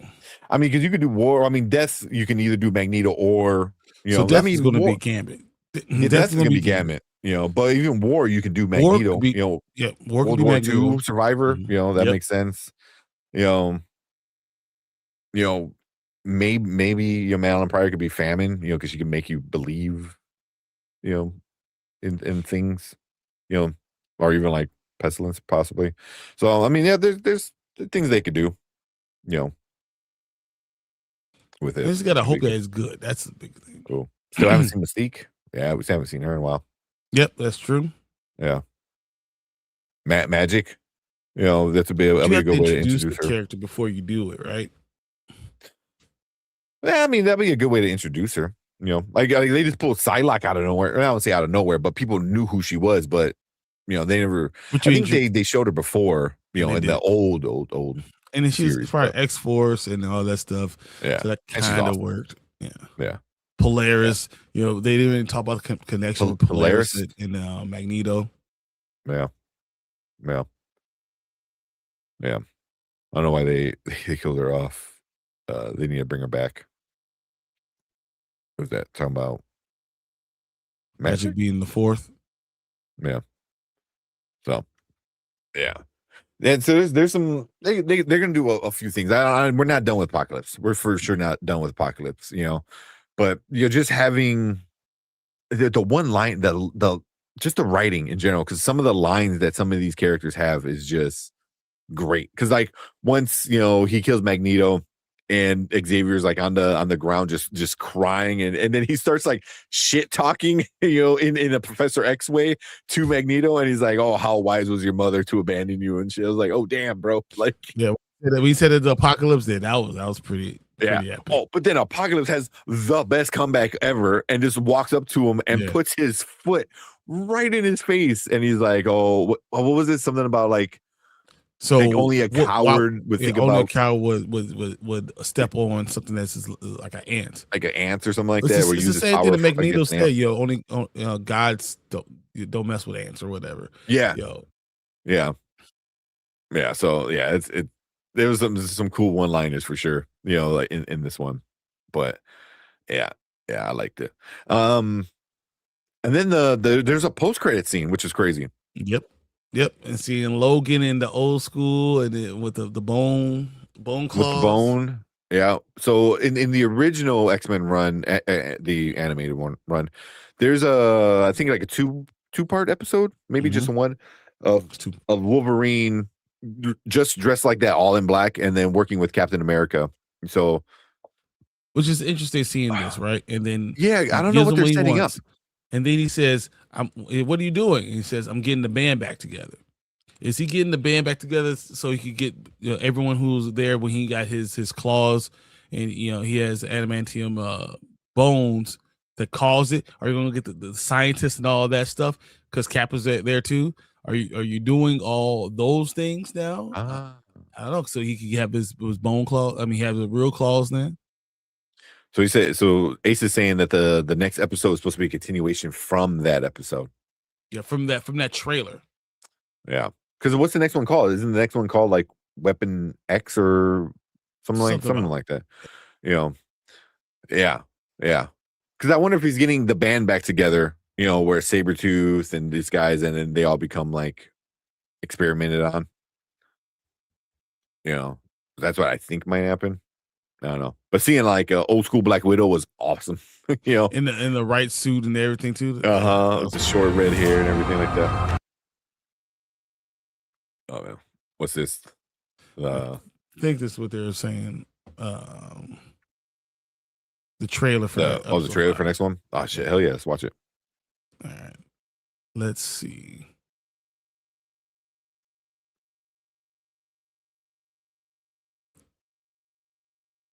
I won't let me play it. Oh no. See if you can play it. Nah. Like it goes away from being paused, but it's not playing. That sucks. Let's keep saying Harley Quinn series Poison Ivy is Black Widow VA in post-credit scenes. Oh, for real? Oh, what's her name? Something Lake or Lake something. I know what you're talking about. I believe she was also voiced Black Widow in What If. Yeah, she did. She definitely did. Yeah, I think she voiced Black Widow in What If as well. That's cool. Do you think King was supposed to look like Jonathan Majors before they delayed and made all the changes? That would have been funny. But I think if Jonathan Majors was still King, I think they would have figured out a way to make it be like Jonathan Majors, because I think that would have been pretty cool. I think that would have been pretty cool. They would have done it. Yeah. But since they're not working with him anymore and everything went down the way it did, then yeah, they're just gonna make him a white dude again. 100%. And then Chill's gonna be like, I told you. Yeah, I told you. I told you. Yeah. But even like him when he was doing the mind reading thing with Xavier, and he's like, oh, is that your name? He goes, oh, I go by a bunch of names. Nathaniel, Victor, King. I was like, that's awesome. I was like, it was Victor Timely, so that was the other thing. This was kind of cool. Yeah. So do you think we'll see Captain Marvel, Carol Danvers, and Ghost Rider in season 2 or season 3 appearing in X-Men 97? No. Ghost Rider, no. Carol Danvers, maybe. I don't know But if it's you're gonna go there right now. for what reason? You know what I Yeah. mean? Like she already did her thing with Rogue in the original series. Like, you know, I don't know how much is left there. You know, Like, why do you bring her back again? I don't Yeah. know. Need to. yeah. So, I mean, unless they're doing some kind of big team up with a bunch of characters, you know, her Ghost Rider, I don't see happening at yeah, not really. Yeah. But then you know what? Having Captain America, it just works for them both being almost like super soldiers. Having Black Widow being like a super soldier, along with how Logan they've been older Yeah. characters, and that Yeah. kind of worked.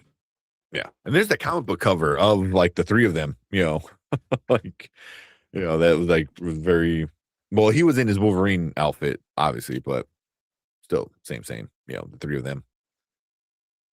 They said she's out of the coma, maybe. You're talking about is anyone who's supposed to look at Tom News? Is it? I don't think so. King in the comic books. Emma has not had her come to Jesus moment yet when she realized it's better to help the X-Men. Yeah, not yet. Oh, because Olivia said, do you think Emma Frost is building her own team of mutants secretly without everyone knowing? No, because you know she's not thinking that far ahead. I don't think. Yeah. It'd be cool to see Bucky shows up in next episode. That would be cool. Like the That would be young Bucky. Mm-hmm. You know, especially knowing all the stuff that happens with Bucky, you know, becoming Winter Soldier and what Winter Soldier does to Wolverine, you know, later in life. You know, you're just like, oh shit. Yeah. Man, Bucky really just screws over people over and over again, doesn't he? Oh man, yeah. Big time. And they use one of us to forgive and forget. Yeah, well, because what was that? Because isn't that Bucky kills Wolverine's Japanese.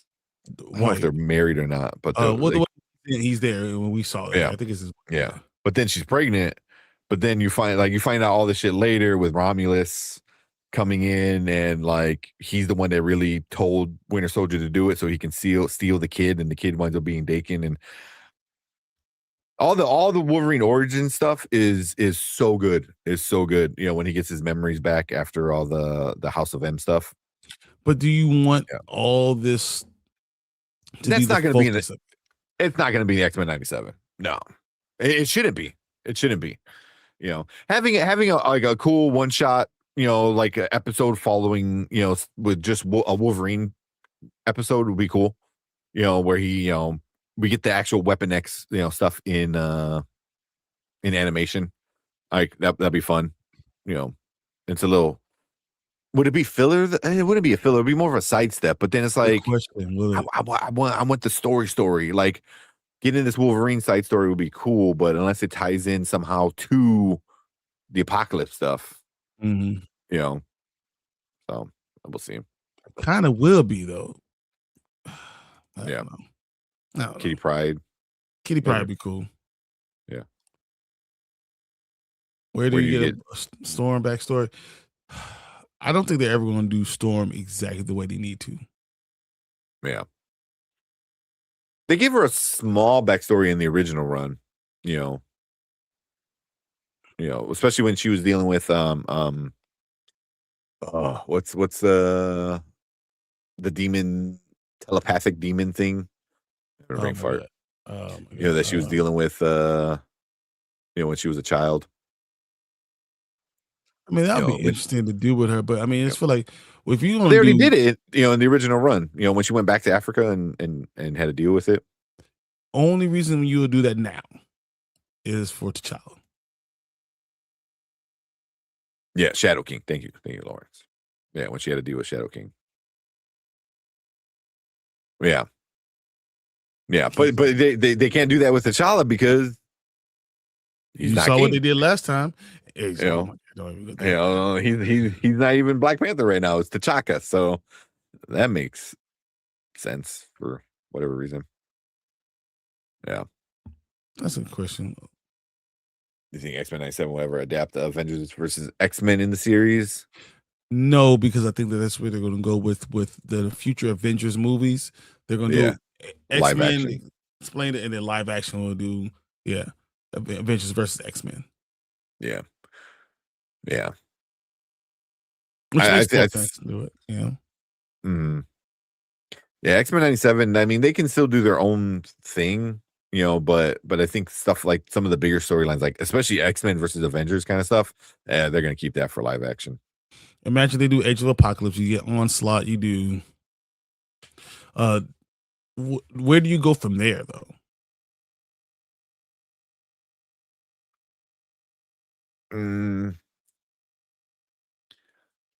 I mean, oh man, 'cause I'm getting all my X-Men storylines mixed up. Because when is House of M? Because you could do House of M. You could, I bet. I don't know if that's House the M, order of it. that could be season 3. You could do because it doesn't really matter because I mean we already did Phoenix Force off the first one, right? We already did that immediately. There's a lot of characters we still have to talk about. Still got to go back and talk about. With what's her name? Their daughter. Scott and Jean's daughter. Not Hope. No, not Hope. The one that was mother. Yeah, mother something. What's it? The hell was it called? Come on, guys! You guys know who it is. I saw it in chat earlier. She is. She was in like the last episode. Was it episode 2? Come on, guys. Who is it? Why am I just blanking on what her name was? Oh my goodness, it was mother. I want to say it was Rachel Gray too, but that's more like stuff because they already have what's her name. Looking that she's watching cable, from the alternate timeline. Yep. Yeah. He doesn't even realize it's his sister that's watching them right now. Mm-hmm. Who's supporting him, giving all this stuff. Kind of. Yeah. Hope. No, not Hope. It's not Hope. What the fuck is her name? Why am I'm blanking. Must be too late. I know it is like too late. It's like 1 o'clock. I had all it, I knew exactly how I wanted to go. What's her name? It is Rachel. It's Rachel. Yeah, Rachel Summers. It's Rachel Summers. Which is Summers. mother Asaka. No.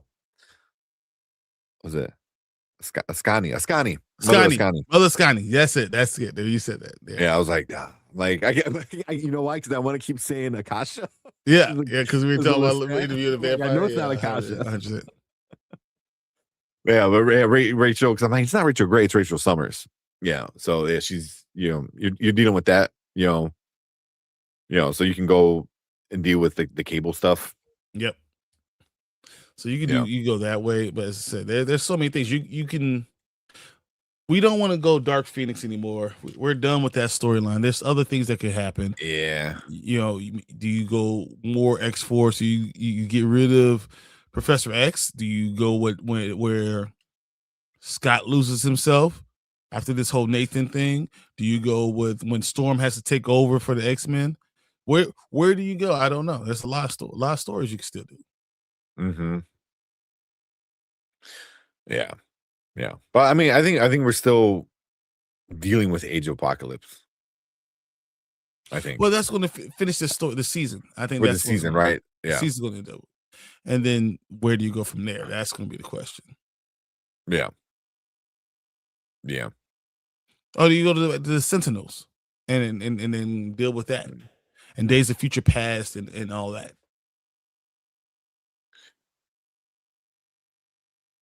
Yeah, maybe. Yeah, I'm trying to look up like the other 90s because like I know Age of Apocalypse is the 90s storyline. Mm-hmm. What else we got? Yeah, the Onslaught is a 90s storyline. Executioner Song. We do something like that. Legion. Oh, okay. Legion's not a bad one. Legion would be good. That's what? That's probably the best answer I've heard. Legion being one of it. That I like that. Legion, because we haven't got Legion, and doing the whole Legion quest kind of stuff. You know, he's the precursor to Age of Apocalypse. But then isn't that what they're kind of doing now, where Legion tries to change the past, and tries to change the history with Apocalypse and stuff like that. So it's kind of what they're doing a little bit right now, So yeah, and Legion is just a wild character. Yeah. I mean, you could go. I mean, you can Omega Red. We could do Omega Red. Yeah, I thought we were gonna do. What's it? God Love Man Kills. And have now Magneto be on the side of them, but that's kind of what the main line you've been doing anyway. Yeah. Do you go to X-Force more?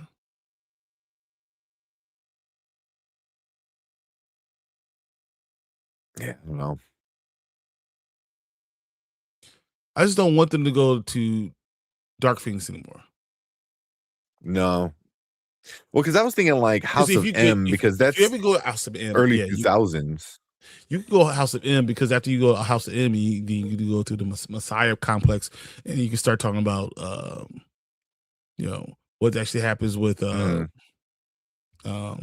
Cyclops and what he ends up doing. Yeah. And that you kind of go with that. Yeah. Yeah, because then that leads into like Utopia and leads into like a bunch of other stuff. So yeah.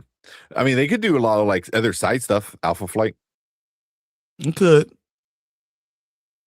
I'll be cool with that too. Like see younger Charles and Eric. You go to Extinction. What's up, Jason? Once again, Hey, what's up, Jason? I mean, there's just other things you can do. I mean, you go more into depth with the Sentinels. Even though I would love to see Omega Red, I would. Yeah, yeah. You can do some still cool, like mini runs. No more mutants. That's hard. No more mutants, but that's within the House of House of M. House of M. Mm-hmm. But I mean that could be a good. I mean, you could do some stuff in between, but that would be a good follow up to the Apocalypse thing, because like if that it's like no more mutants when Apocalypse is the first mutant, so you can like fix a lot of the stuff. So it's. I mean, there's a lot of stuff they can get into. A lot of like I think like little mini stories that we can get into. So. Yeah. Ooh, bring in Deadpool. I like that one. Yeah, bring it'd be awesome to bring Ryan Reynolds in just to voice him. Would that take him away from having a live action? I think that he might not want to do that. He could do a voiceover for like, I mean, not for like a whole season, but for like an episode. If he's walking in and out, as long as he's getting in and out, I think that can work. Yeah. You just don't want it to be. He's not going to want to be there all the time. Excalibur, we'll have to see in X-Men 97. That'd be cool. I like that. I just feel like Days of Future Past is going to end up being there.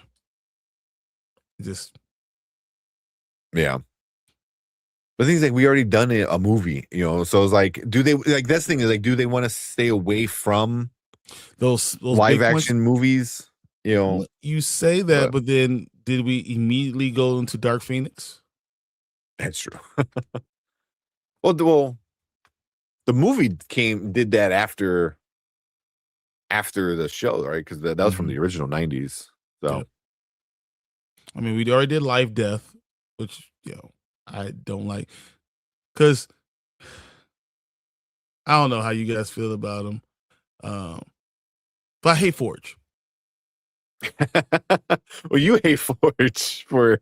Well, no, Forge. Literally, there's no Sentinels without Forge. Yeah, I mean, yeah. Forge literally causes the whole Sentinel thing. The whole problem we have with Sentinels comes from Forge. Yeah. Yeah. I mean, it's not him doing it directly, but it was his technology turning into what became of it. I mean, that's why Storm and he don't work out. Yeah. Yeah, exactly. Do the whole Cyclops secretly in charge of X-Force kind of stuff. Ooh, and Cyclops is just using X-Force. Yeah, but that's what like you dick. Isn't that like during like the Utopia kind of time? Mm-hmm. Yeah. So, but yeah, I mean, like we did like there's so much stuff that we already brought into.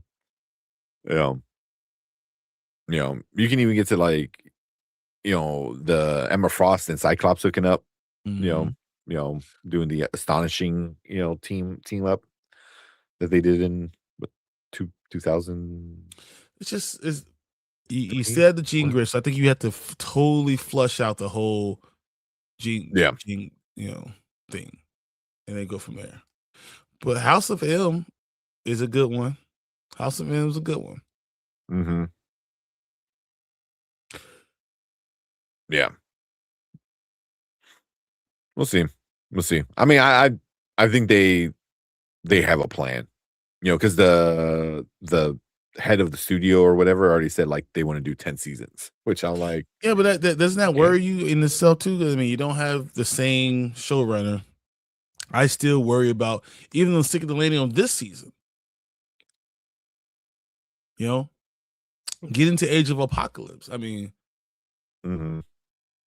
like this is it's going to be difficult. So we'll see. Yeah.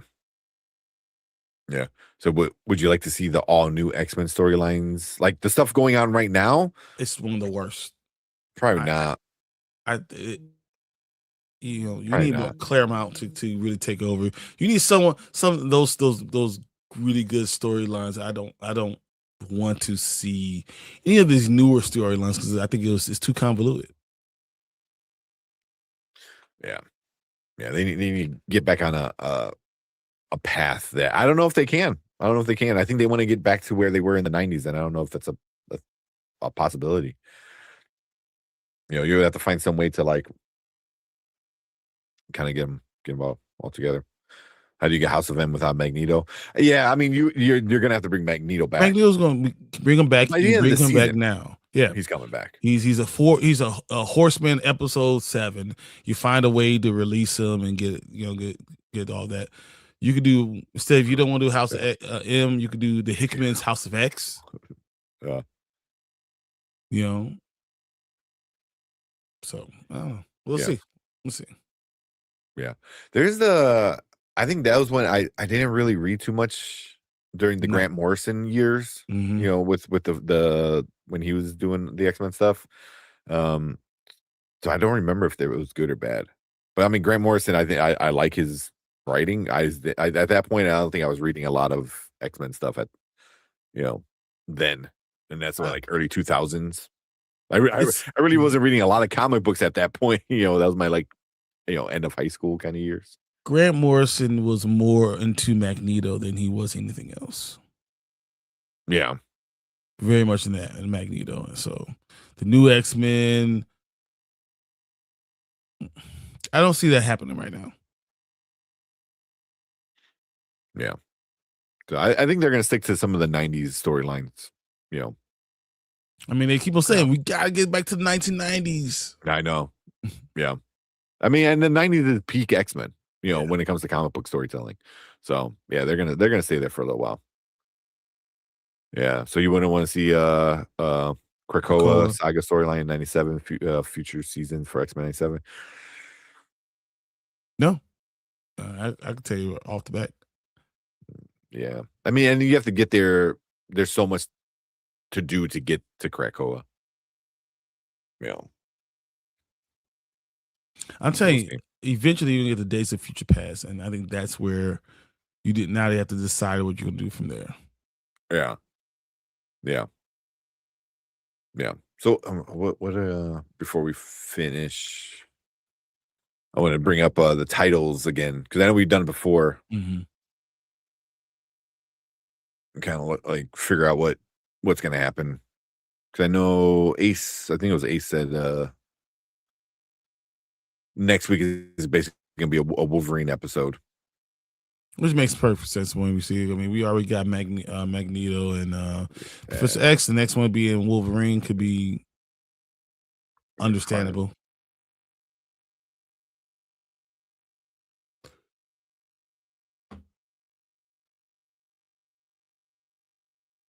I mean, what else would you do, especially after having that? I don't know why I'm here. Let me not. I'm doing it on my phone. Rewind Saturday, yeah, definitely. We passed all the birthdays and all that stuff. So IMDb just completely craps out my computer. Yeah. Let's see where we at. So episode 5 is really, you're gonna give me an ad right now.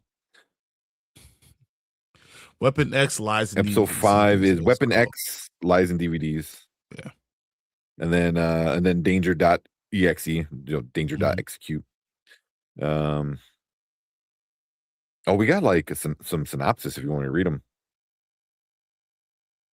Definitely one. So Weapon X lies and DVDs is episode 5 is next week. Wolverine and Morph team up with a ragtag band of former enemies to take down Weapon X's newest deadly creation in the action-packed mutant showdown. Then episode 6 is danger.exe. Former X-Man Polaris returns to Xavier's mansion just as dangerous new threat emerges on campus, forcing her to confront both her past and her unknown enemy that puts everyone at risk. And so that'd be a Magneto type of thing, because you're talking about, once again, we never confirmed that he's her father, but we all know Polaris's father is Magneto. So that could, I forgot who said it in chat, that could be a good setup to start getting, the Onslaught stuff too. Yeah, but even you get to episode 7, it's like X-Men must confront a ghost of their past that threatens their future, the present and future. That sounds like Magneto, right? And then episode 8 is Dead Man's Hand, which we know what that is. You talk about Dead Man's Hand. That's what's on here on the shirt right now. Yeah, Dead Man's Hand. So we know Gambit would probably be that, and then Survival of the Fittest is going to be the end of your Age of Apocalypse. Oh, your Apocalypse one. Yeah. And there's no plot summary for the last 2, episode 8, episode 9, because they're still trying to hide some stuff. Yeah. I mean, even the synopsis are pretty spoiler free. It's legit. Just gives you a nice little teaser. But yeah. Episode 7 is Strange Land, Savage Heart. So that's gonna be interesting. It goes from their past threatens their present and future. So I wonder what goes from the past. Magneto. Oh yeah, you're right. Because technically, he died in the past. And now if he's part of the Horsemen. Yeah, and that would make sense if that's setting up. Then there's that where he's like a Horseman. Then episode 8, Dead Man's Hand, Gambit, another Horseman, and then leading into the finale with Apocalypse. I like that. Yeah, I think that's the best way to do it right now. But I'm excited just to see what they do, because I mean they've been doing great things with all the X-Men stuff. So yeah, I'm excited. This show is just amazing. I mean, as soon as the music starts going, you're just like, all right, forget everything else.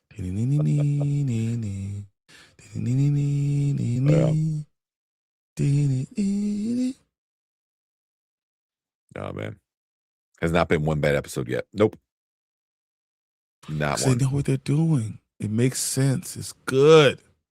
Yeah. We'll finish with this last question from Olivia. Do you think that we'll see Cable make it alive at least to X-Men 97 season 3, or instead Rachel Summers will take his place in season 3?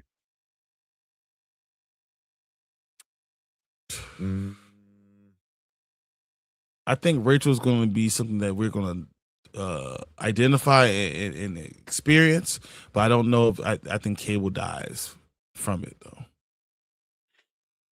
Yeah, because I don't know too much of that storyline of Apocalypse, that future Cable, weird kind of thing. Yeah, because Rachel Summers is Mother Asani, or what not Asani, Ascani, whatever. Ascani. You know, so it's like, so Rachel Summers is already here. Mm-hmm. You know, so they need to do the reveal at some point. So Rachel is, like Brian said, is going to be part of it somehow, because they have to like connect those dots eventually. You know, same way they did with Cable. Like a Cable, they were building it and everyone was starting to figure it out, and then eventually, like this season, they kind of like put it all together. Like, oh yeah, you're our kid, kind of thing. Oh, there you go. Only a coward feels mighty when stepping on ants. That he was just great. walks past them like you are nothing to me. Oh, but his foot is like right on his forehead. I was like, that was epic.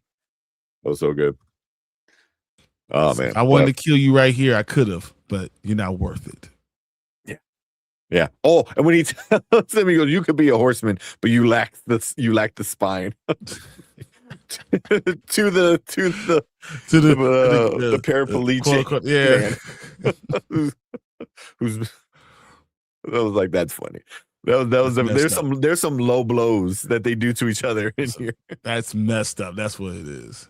Yeah, like Apocalypse talking shit to him, and then Xavier talking shit back to him. It's like, your mother was right. Your mother was a smart woman abandoning you. Like, damn. Yeah. But what do you grade this episode? What do you grade this episode? Oh man, this is like A+, man. This one was so good. Yeah. From beginning to end, it was so good. A+. Easily so good. Yeah. Yeah. Definitely one of the better episodes of the show. It's hard to beat the last two from last season. So that's why I was like, we're only halfway through the season and we already got an episode like that. So I'm hoping the rest of the season is like awesome. Let's go. I love it. Yeah. Let's go. Just give him a metal horse name. And he said now plus. Yes. Yep. But all right, it is damn near 1:30 in the morning. Yeah. We definitely have to get out of here, go get some sleep. But yeah, it was a fun conversation with this X-Men 97, kind of talking where it might go next after it, because it seems like we're gonna get like a little side story, a Wolverine side story next week, which is fun. It's always fun. Yeah, the Hellfire Gala, we always go that route. Yeah. You just want to make sure it's going to be a 90s storyline. That's all. Apocalypse being an ableist. That's his true villainy. Oh my gosh. He's like, yeah, but can you do this? And he does like a little dance. A little Irish jig. Oh, yeah, that's funny. Oh man, but yeah, let's get out of here. We appreciate all you guys coming in on the replay. So make sure you guys leave a comment. Let us know anything about this episode. Let us know different X-Men storylines you want to see, after this. But make sure you guys leave a comment and hit that like button, hit that subscribe button. Come and join us because we got 5 more weeks of X-Men 97. So come join us every Thursday as we talk about X-Men 97. And and we appreciate everyone in the live chat. You guys are awesome. But you guys stick around because we're going to finish things up for the night here.